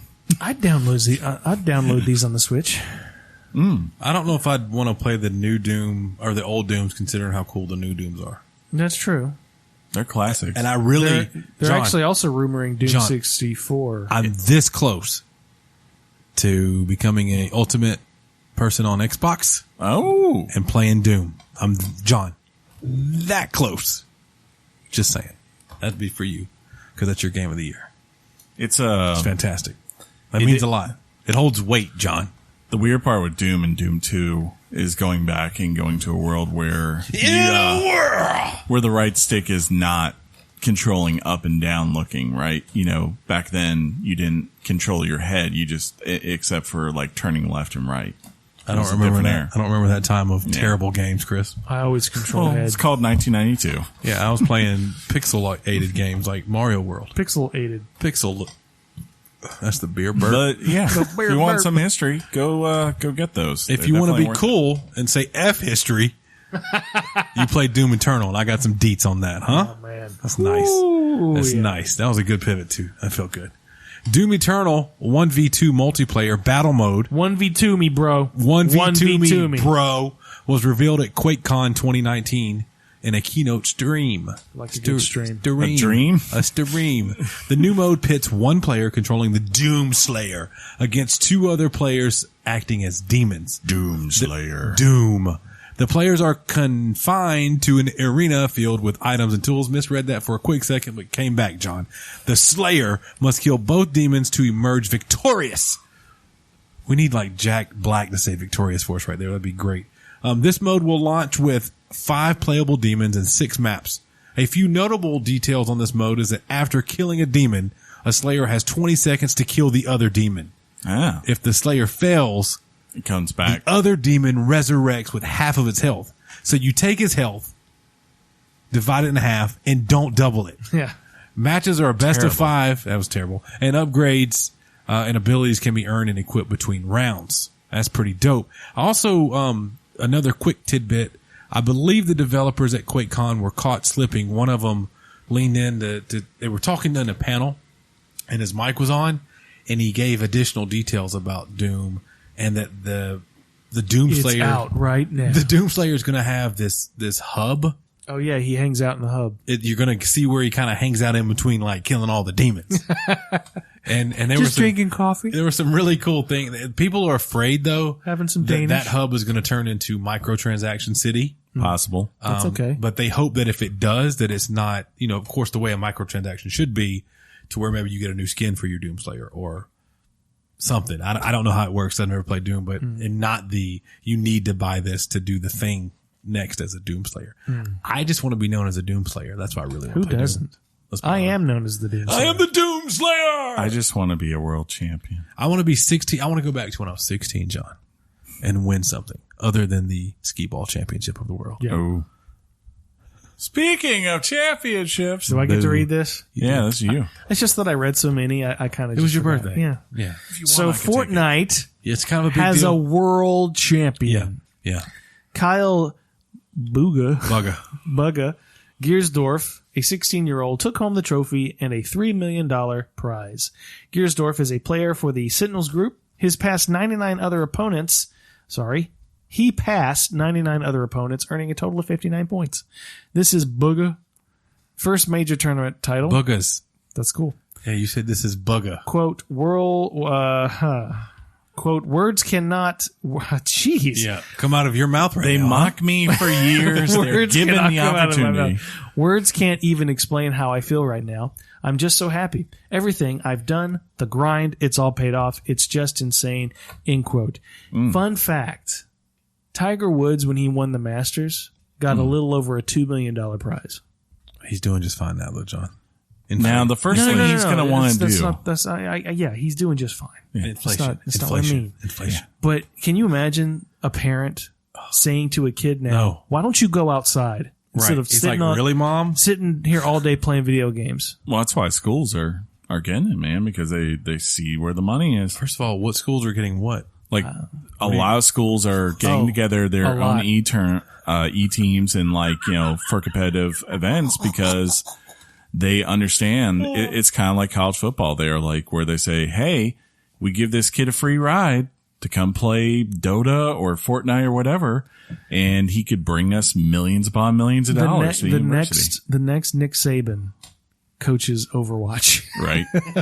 If there's a process that comes to Overwatch. If you're thinking, I learned this today too. If you're thinking just Mr. Gearsdorf was the only winner, the last place player in that final round, I think, still got $50,000. Yeah, they still get a lot. Now, what you're going to want to do, Bugga, is go get you a tax attorney because you owe a lot. It's fine. Did you all see the other part of that? Where the cheaters got their... Yes. Yes. So, some known cheaters, when they were eliminated, they got booed. No. They got booed when they came on the screen. Right. And then right afterwards, they got eliminated, and the whole crowd erupted in applause. If you get a chance, go check out the videos on that. Just type in, of course, Fortnite World Championship, cheaters, or something along those lines. It'll pop right up for you. Sometimes they prosper, but, not that day, right? That day was not the day. Yeah. Speaking of gambling laws, I got nothing on that. That's funny. Because see, we weren't at all, John, at all talking about gambling laws.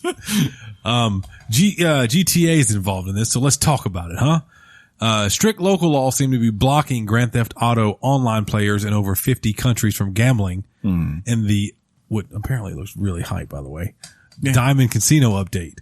The update released recently, but some players received notification they didn't have permission to buy gambling chips to use in the virtual casinos. The new casino runs on in-game cash, which can be purchased with real money. Ooh, that's crazy. This is a little crazy. But I guess, because it's an actual casino in the game. But it's a virtual casino. No, but they're going to say, but there's rules outlawing that kind of stuff. Of course they're going to say it because the man is going to try to stick it to us again. Online gambling, right? I'm just saying, man. Vegas is like, look, you want to come gamble, you got to fly out to us and pay us our money. I just realized my badge holder could fly off the next time I ride my motorcycle. Yeah, it could happen. That's no bueno. Yeah, don't do that. There's things to do. Do those. But don't do that. Don't say farewell to your badge. If Look, That was a quick. these you guys really had hard. nothing on this? Yeah, that's the thing. Which one? The gambling law thing? Yeah. I'm sure we'll You guys get are playing. sorted You out. guys play this game. I played this game. Sometimes I said. So I'm not. I can't say I'm surprised by it. Like when you read it. Wait, what? I'm not surprised by it It's, because as I read, I'm like, okay, yeah, I see where the legality is, like where it's an issue. Legality. Yeah. Like more so than other things, like where you're It's like simulated oh, gambling. It seems exactly. like, so. It's like it's an actual casino in a game. I don't know why Rockstar didn't see that coming. That's odd. Yeah, they They must just have wouldn't have not been thinking about it. I mean, they got teams of lawyers, going over content like Yeah. that. Well, but as you can see, it's strict local law, so they're being smart, right? Mm-hmm. Well, I'm sure they'll get an exception. farewell to GTA. Oh, you mean farewell Cortana? Yeah, Yeah. but it was called a pivot. Pivot. I don't know if it was, John. Subpar. I'm trying Yeah. to pivot, and he tries to correct me. I know. He doesn't That's let the Chris. pivot happen He organically. doesn't want it. He hates them. This is what he does. Pivot. So, I love pivots. as much as it pains me to say, we must bid farewell to Cortana. Microsoft has redesigned. Oh, and I wouldn't know this. Mm-hmm. While Yeah, 'cause you while can't. I can turn on my Xbox, I can't see nothing on my fireplace. But you could take it upstairs. You could take a look. Yeah, that'll work. Yeah, once I found out that you had multiple But you TV don't- options, I kind of stopped feeling bad To be for fair, you. you don't have this Okay. update Whoa, yet. whoa. Wait. Let me. All right. Let's pause this for a second. You're married. Is the bedroom your room, Sean? Moving on. Great point, John. Great point. Farewell, Cortana. Microsoft has redesigned the Xbox One home user interface with a variety of features designed to give the user a more efficient experience. God. Along with that, support for the Cortana voice assistant has been dropped. Microsoft intends to move voice assistant away from the console and into the cloud. While you can still use voice commands to control your console, you'll talk to Cortana via a smart device such as an Alexa product with the Cortana skill or a mobile device with an app, rather than via your Xbox headset.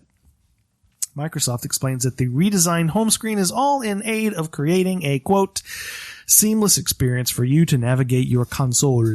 Now I just need them to get Office being a requirement of always running on Windows 10 PCs. That'd be great. Yeah. That would have made 'Cause that this thing story does the best take off story of some- the day. Yeah. I do not need it there unless I have the setup for it. It just Well, doesn't it's make the sense. government listening to everything you're saying, dude. Cortana. When I played Halo 4, my favorite cutscenes had Cortana in it. Yeah, there's a That's not the same Cortana. I But haven't it kind of is. It I'm still- kind of is, isn't it? I'm still waiting to get the new interface. It's in early access right now. I'm supposed to be getting that, but hasn't downloaded yet for me. But from what I saw, it looks very nice. So hopefully it runs. They say it's faster. Very nice. Just a real quick blib on Xbox. Mm-hmm. Guess who played the test for Gears 5 the last couple of days? You? This guy. How'd you like it? It's Gears. Yeah.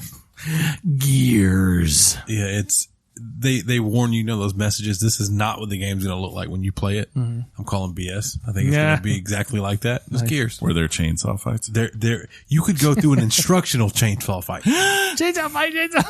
You definitely need that. Cost us some save points on that. Chainsaw fight, chainsaw.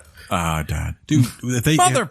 if they get the drop on you with that chainsaw, you're done.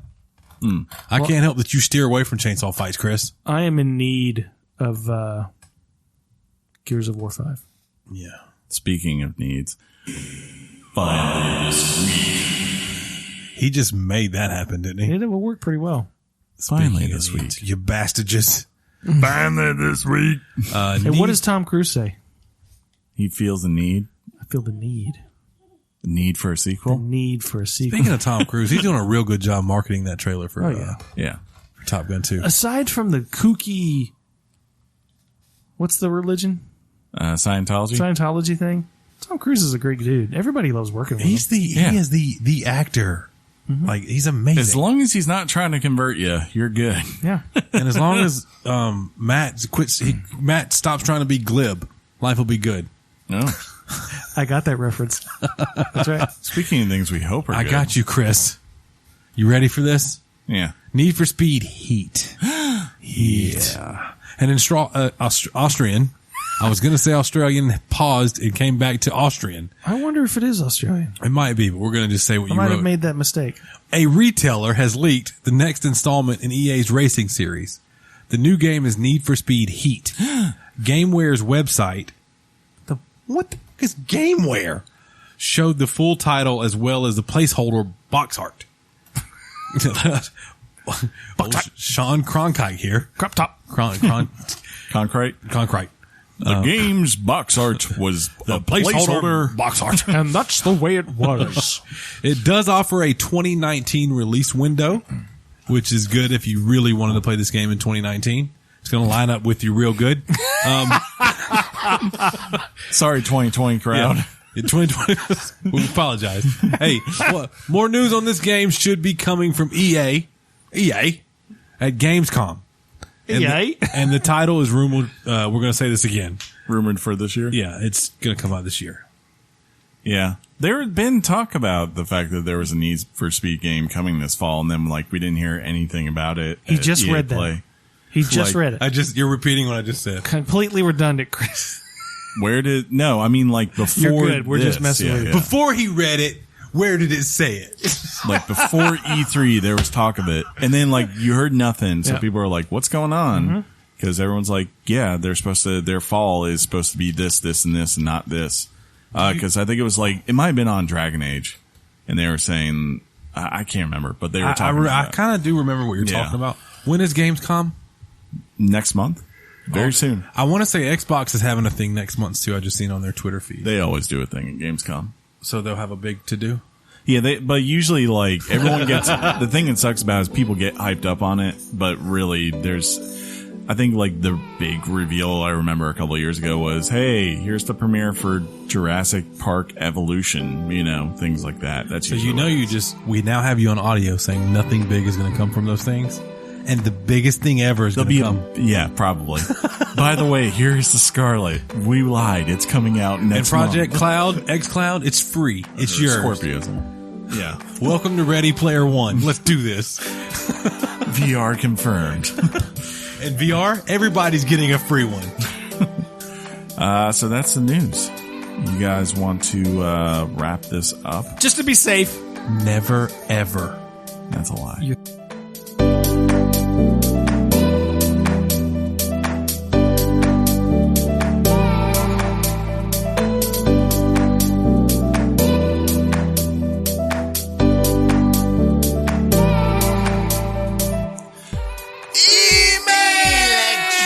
Mail of the future.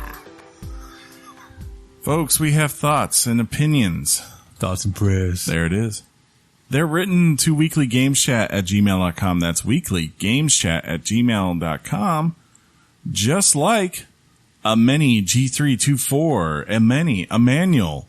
He gave us 3 options. So there they are. But he wrote in and he says, "Sup guys? What's up, man? I had an awesome time listening to you guys read my email. Before you read to know I'm not sad or anything. I'm great. Just wanted to know your guys' opinion. When it comes to pick a game situation from last week, remember he gave us some options: God of War, Horizon Zero Dawn, and Witcher 3, right? Stuff happened and I could not talk to my mom about it. I don't know if this would be a personal question, but I wondered what your guys' opinions were on letting your kids play games. I can speak a lot about that. In my household, my parents really don't like games because my parents think it's rotting my mind and always tell them, or they always tell me games will be waiting for me when I finish college, so I should not have to play now. Due to this, I don't play video games that much, but I still really enjoy gaming and the industry. I also don't hate my parents or anything. I understand they love me, but I was wondering what you guys would do as a parent in that situation. Lucky for me, my parents gave me $80 for my test scores, and I will do what you suggested. I think I'm going to buy all 3 games: God of War, Horizon Zero Dawn, and Witcher 3. Last thing, Games and Games was an awesome intro. Yeah, back in the day, man. Games and Games. Games and Games. Games and Games. I mean, it was all right. I will say, you could go and say like, Mom, this kid just won $3 million because he's been playing video games. We could be rich. That's all you gotta say. But no, that's not realistic. I got two things for you. Two things. First thing I'm going to say is, of course, me as a parent, and being a child at one point of a parent. My mom never neglected or, was unsupportive or led me to think that games are bad for me. In fact, I think games do quite the opposite. I think they engage your mind, have you thinking. They enhance, not enhance, that's not the right word, but your imagination is opened possibly to a wider. They do enhance your eye-hand coordination. That's a fact. Okay, so we'll say that. And so I always had the Nintendo that I wanted, or, what have you. The only exception to that was when I was younger, and I don't know if you guys know this. I would get so involved in a game, like I'd really be into the game. And a lot of times Mom would say, okay, it's time for you to turn it off. So I'd turn it off, but I'd really go to bed rather quickly. In doing so, my mind was still kind of buzzing. So I would literally sit up out the bed and I would hold my hands like I was still playing my Nintendo. Yeah, I do that. Or say things that had to do with video game stuff. So Mom kind of made me pause for a little while. And then I eventually was able to play it as long as I got off. They say it's a good thing to, like, if you're going to bed and you want to make sure you fall asleep, to, like, kind of deplug, I guess is the best way to say it, like, from electronics. Well, what's funny is like to this day, if I play, 45 minutes. My wife, your wife, she still says if I go straight from a video game to bed, I will do something crazy at night. At one point, I woke up. Imagine a silent room, right? Darkness. It's 2-3 in the morning. You're asleep, and your spouse touches you with a stiff hand, like a grab, and then you hear, "Don't move." And that's me talking to my wife, and she wakes up out of a dead sleep, eyes wide open. She goes, basically in her mind, going, "What in the fuck is going on?" Then you hear me go, "It's in the corner," and she goes. Now this is all based on her account, right? Had you said chainsaw fight? No. She goes, "What's in the corner?" I go, "It's in the corner." Shh. And she goes, "What?" And I go, "It's a Bogart from Harry Potter." Oh my God. A boggart. A Bogart, but I say Bogart while I'm sleeping. That's the kind of things that happen. At work today, I'm in a training environment where I work, and we're teaching students a new skill. And I picked up on one of the students that is in the class is a gamer. They actually asked for my gamer tag when it's all said and done. They want to run games with me. Yeah. So she comes up to do like an example of what she's learned today. She's very efficient at it. She's the best one of the day. After class, we're talking about how the students did, and I tell the trainer, I go, "Yeah, she's a gamer, by the way." The trainer's response is, "Oh, that makes sense. She's going to do really well then." So that's a complete contradiction to what, the parents in this case think, to where somebody just thinks, oh, if you're a gamer, you're smart, you're attuned, you have your stuff together. And if I smell what came out of Chris's anus. If you smell. But yeah, I think that being a gamer is not bad for you, but that's because I'm, of course, we're biased from a jaded perspective of their bias. biased. I think everything is bad for you. Particularly if you abuse it. Now, I think if I did the math, I probably do more gaming as an adult than I did as a kid. I think that's fair. Your parents are there to moderate how much you play. Now, my parents were not fundamentally against video games, but they expected me to do what I needed to do when I needed to do it. And I don't know how old you are, but I wonder. And I wonder who was it that wrote us for this? Emmanuel.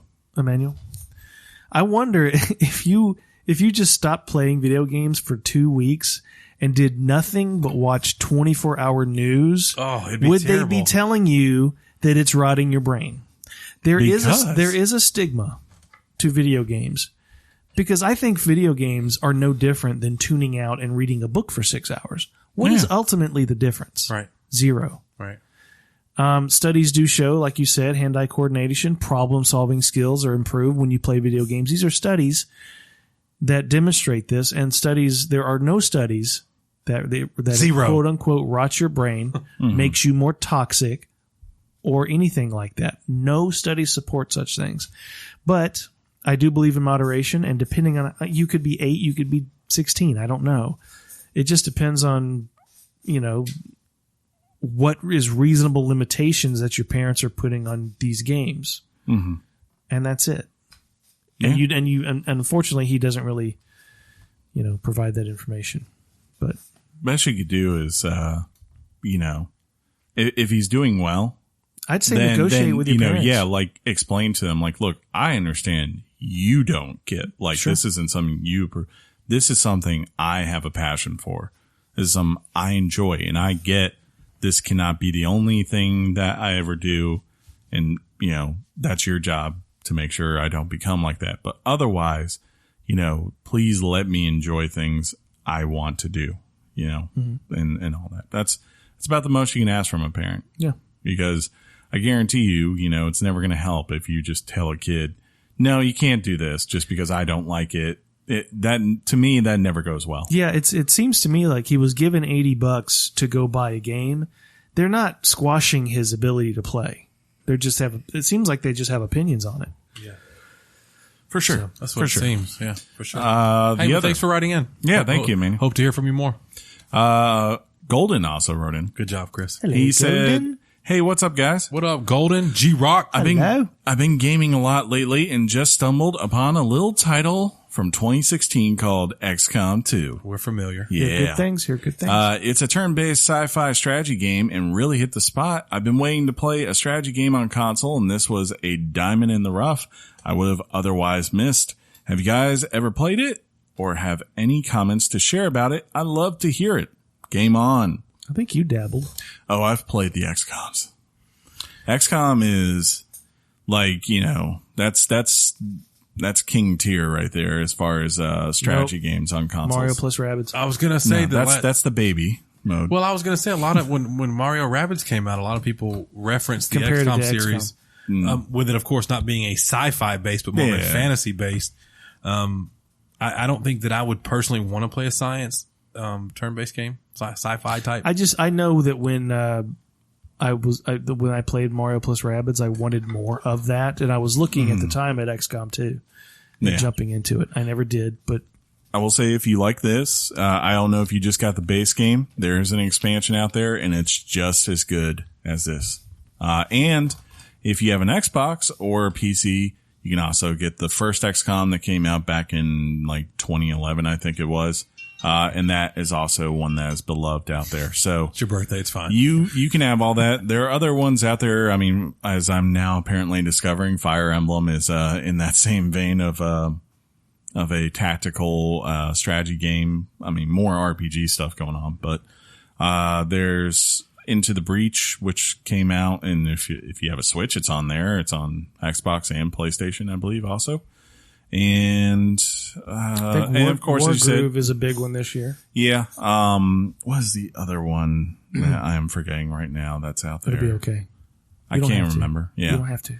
But yeah, Banner Saga, is turn-based RPG. So bunch of things to try out there. So if you like that genre, there's plenty of good ones. And I always like them just because, most games I feel like you just level up and you succeed, right? In those kinds of games, especially XCOM, I think why people like it is that you not only have to consistently evaluate what's going on, but there are dire consequences when you mess up in those games, and they're very hard to recover from.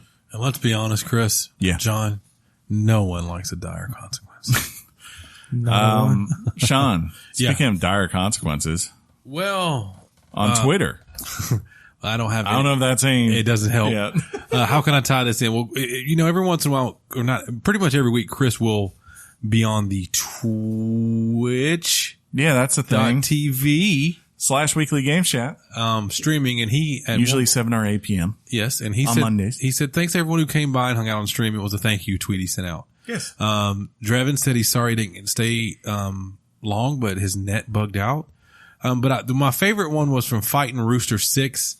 He wanted us to know that he just they lurk in the background for a while, but they do like watching their favorite podcasters play Game On, and it's a nice GIF or GIF. That would be one Doctor Who right there. Of a doctor lurking up under like some sort of thing. There was a couple people that hate that they missed it. So hopefully you guys are at least, speaking of Twitch, that you followed us and turned the alerts on so you know when we go live. Correct. Because that would be great. Notifications go out to both Twitter and our Discord whenever we go or I go live. I think I got set up also to post on there for you too. Maybe not on Twitter, but usually we'll put something out there if you're streaming on Twitter on your channel. Indeed. Of course, John always puts stuff on Twitter whenever he's streaming on his channel. David McClendon at David McClendon was excited to hear last week's episode where Chris went to Outer Wilds. He wanted to listen and had been wanting to check the game out.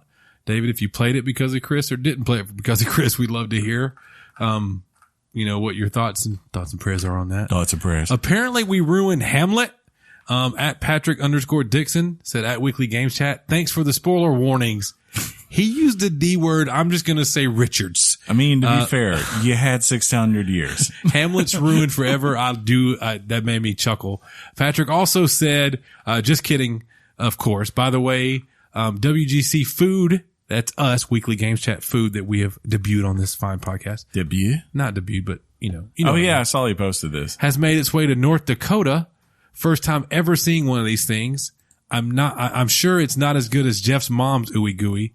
If you remember, I think it was Jeff who said his mom makes an ooey gooey. That's fine. But Casey's mom Casey made ooey gooeys first, remember? Maybe that's what it was. He brought him we brought him on the show, and then Casey came on and he was homemade like, ones. no. I think it was Casey. Somebody, anyway, some were homemade, some were not. But I'd have to ask John to be sure. So maybe it was Casey. I don't know. But his picture is of that original ooey gooey butter cakeness, which is fantastic. He also followed us, and I of course will bring that up in a little bit. Let's see. I posted that it was Friday, a couple days ago. I said, Friday, no dog, fry, yay, we made it. Any plans? I picked up Marvel Alliance 3, as you just heard. I was liking it at that point. I had not teamed up with John, which made me like it even more. I wanted to know if anyone else had picked it up. Girl Dad Gamer was excited that it was Friday. And that's Offset Collective. Cricket. Yeah. I'm going to say their Twitter names. Yeah. Drevin was thinking about it. And then he replied to, which is hilarious if you know this podcast, a picture of Horizon Zero Dawn. That's funny. Which is hilarious. You know, speaking of that game. Yeah. You can say what you're going to say. Yeah. Platinum everything. Platinumed. I actually watched as it happened. He platinumed the Horizon Zero Dawns this past week. So congrats to him on that. He also, said he was going to write in with the proposition. I guess he didn't get around to it this week, but you know, Sean's not supposed to be opening up his copy, right? Like, or ever put the disc in, the one he owns. He said he'd be willing to send you his copy, Sean. Yeah. That's just amazing. So you can, so I can experience it. Right. So do you see the smile on my face? It's real, right? That's exciting. And then the other fun part of it is then I had to watch him switch from playing that to his next game that he's trying to platinum, which is Nier Automata, which is such a different change. Game. Yeah. You know, but, he says that he's playing and he says he likes it. So far. And continue the theme with the, what are you doing on Friday at Huck4MS, said he was killing Nazis and catching bass. And there you go. He showed two pictures, one of the new Wolfenstein game Youngblood and another of a bass fishing sim world, and that's by Dovitus Games, I believe. Ooh, so that's two different worlds, but he hashtagged it Weekend of Dreams. There you go. We were again 4Play Gaming also said that, you know, of course, to anyone who wanted to follow certain accounts, we were listed as one of those. I can't thank you enough. You do that weekly. It's fantastic. At Magic Number LA says, at Weekly Games Chat, the cliffhanger regarding John's TV repair debacle is having me stressed. John, this is a great time for you to update the things on the TV. Yeah. Let's see. Yesterday, around lunchtime, I was told by Samsung that would hear from them within 48 hours from a member of their resolution team. We are going on almost 30, right? Yeah. So I do not think they will make it through the 48-hour notice. When's that'd be like at what, like 12:30? Probably. Right. That So was like when I we should went be to hearing. Hopefully, I'll be hearing from them by noon tomorrow about what they're giving me and when they'll deliver it to me. They're going to call you at 3 a.m. today. See, we called you. We made We it. told you we would do it. We did it. You just didn't answer. Yeah, but if you think about what John just said, first off, he still doesn't have a TV. He's got to wait on them to call him to discuss deets of a new TV and then wait on the TV. I have to save the world from Nazis. And Yes. I can't do it without a Samsung 55-inch UHD 4K TV. What? Speaking of the world and, can borrow and mine. stuff, I bet I can. what the The one in my world? bedroom. Oh, A 1080p one. Can you wipe it down? Now you can't borrow it. You just ruined it. Way to go, John.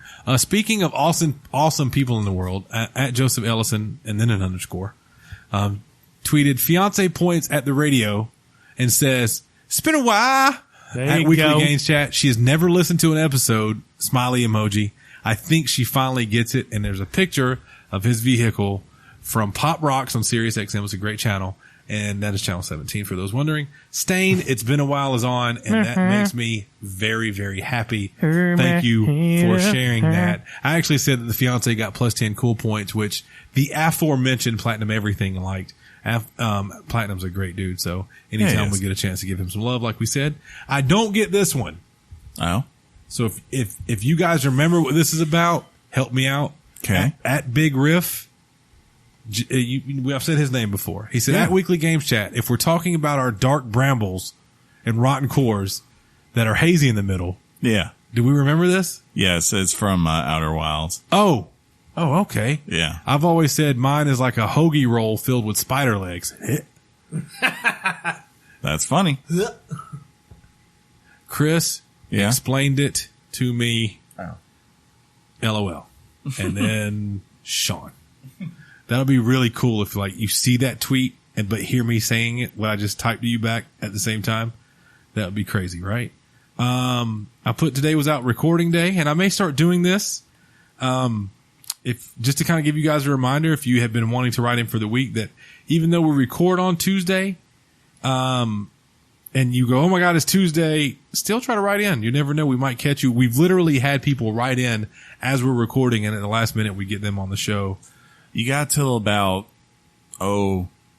I'd say 7 p.m. Eastern Standard Time most days. On a Tuesday. Yeah. On a Tuesday. I've already told you that Mike True 92 wanted us to crack a beer, and we did so for John's birthday. Boom. I do have a question 3 minutes ago from JJ Master 1822. Oh. Can you guys start uploading the podcast to Spotify?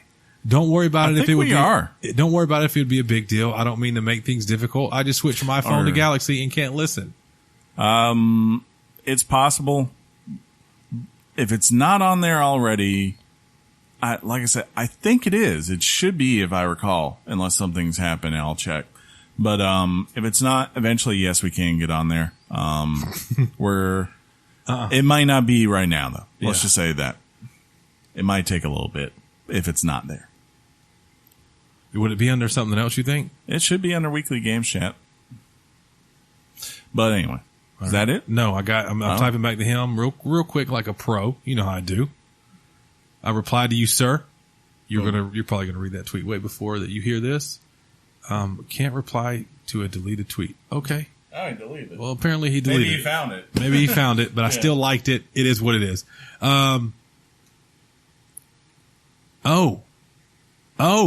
That's funny.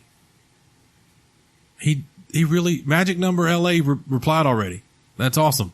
He says he can't wait to the reply that I just said, and then you got to cut me a check once you get a sponsor with all this content I provide. Hilarious. Love it. Got a couple of followers at Girl Dad Gamer. Huh?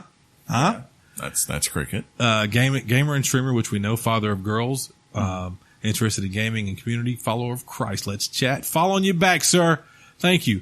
At Patrick _ Dixon. Thank you for the follow. Following you back. His says if a man ordered a beer, milkshake, he thought he'd better do it in a town where he wasn't known. Pretty funny. And finally, welcome to the Twitter universe. Our friend Roblox 13. Roblox.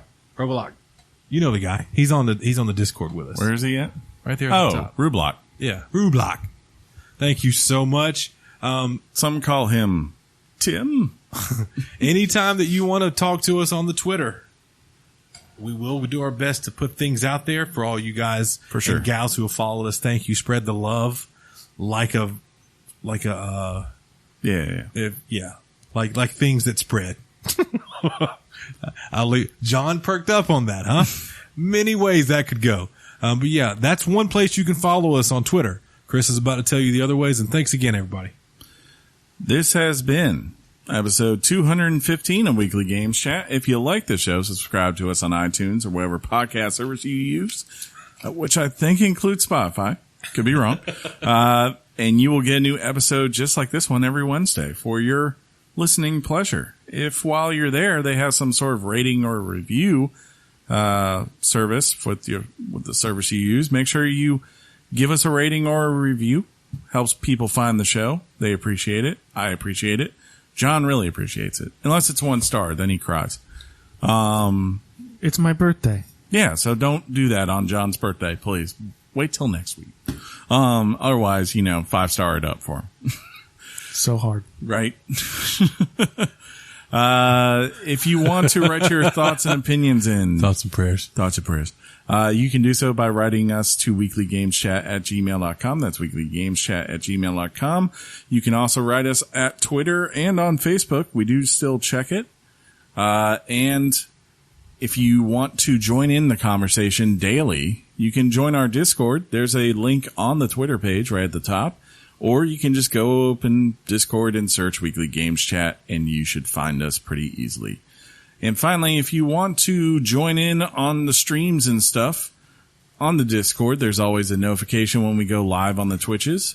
But live on the Twitches. If you're one of those people you don't want to look for those kinds of things, just show up around usually 8 p.m. Monday Eastern Standard Time, though I did start a little bit early this past week, and I might start doing it earlier.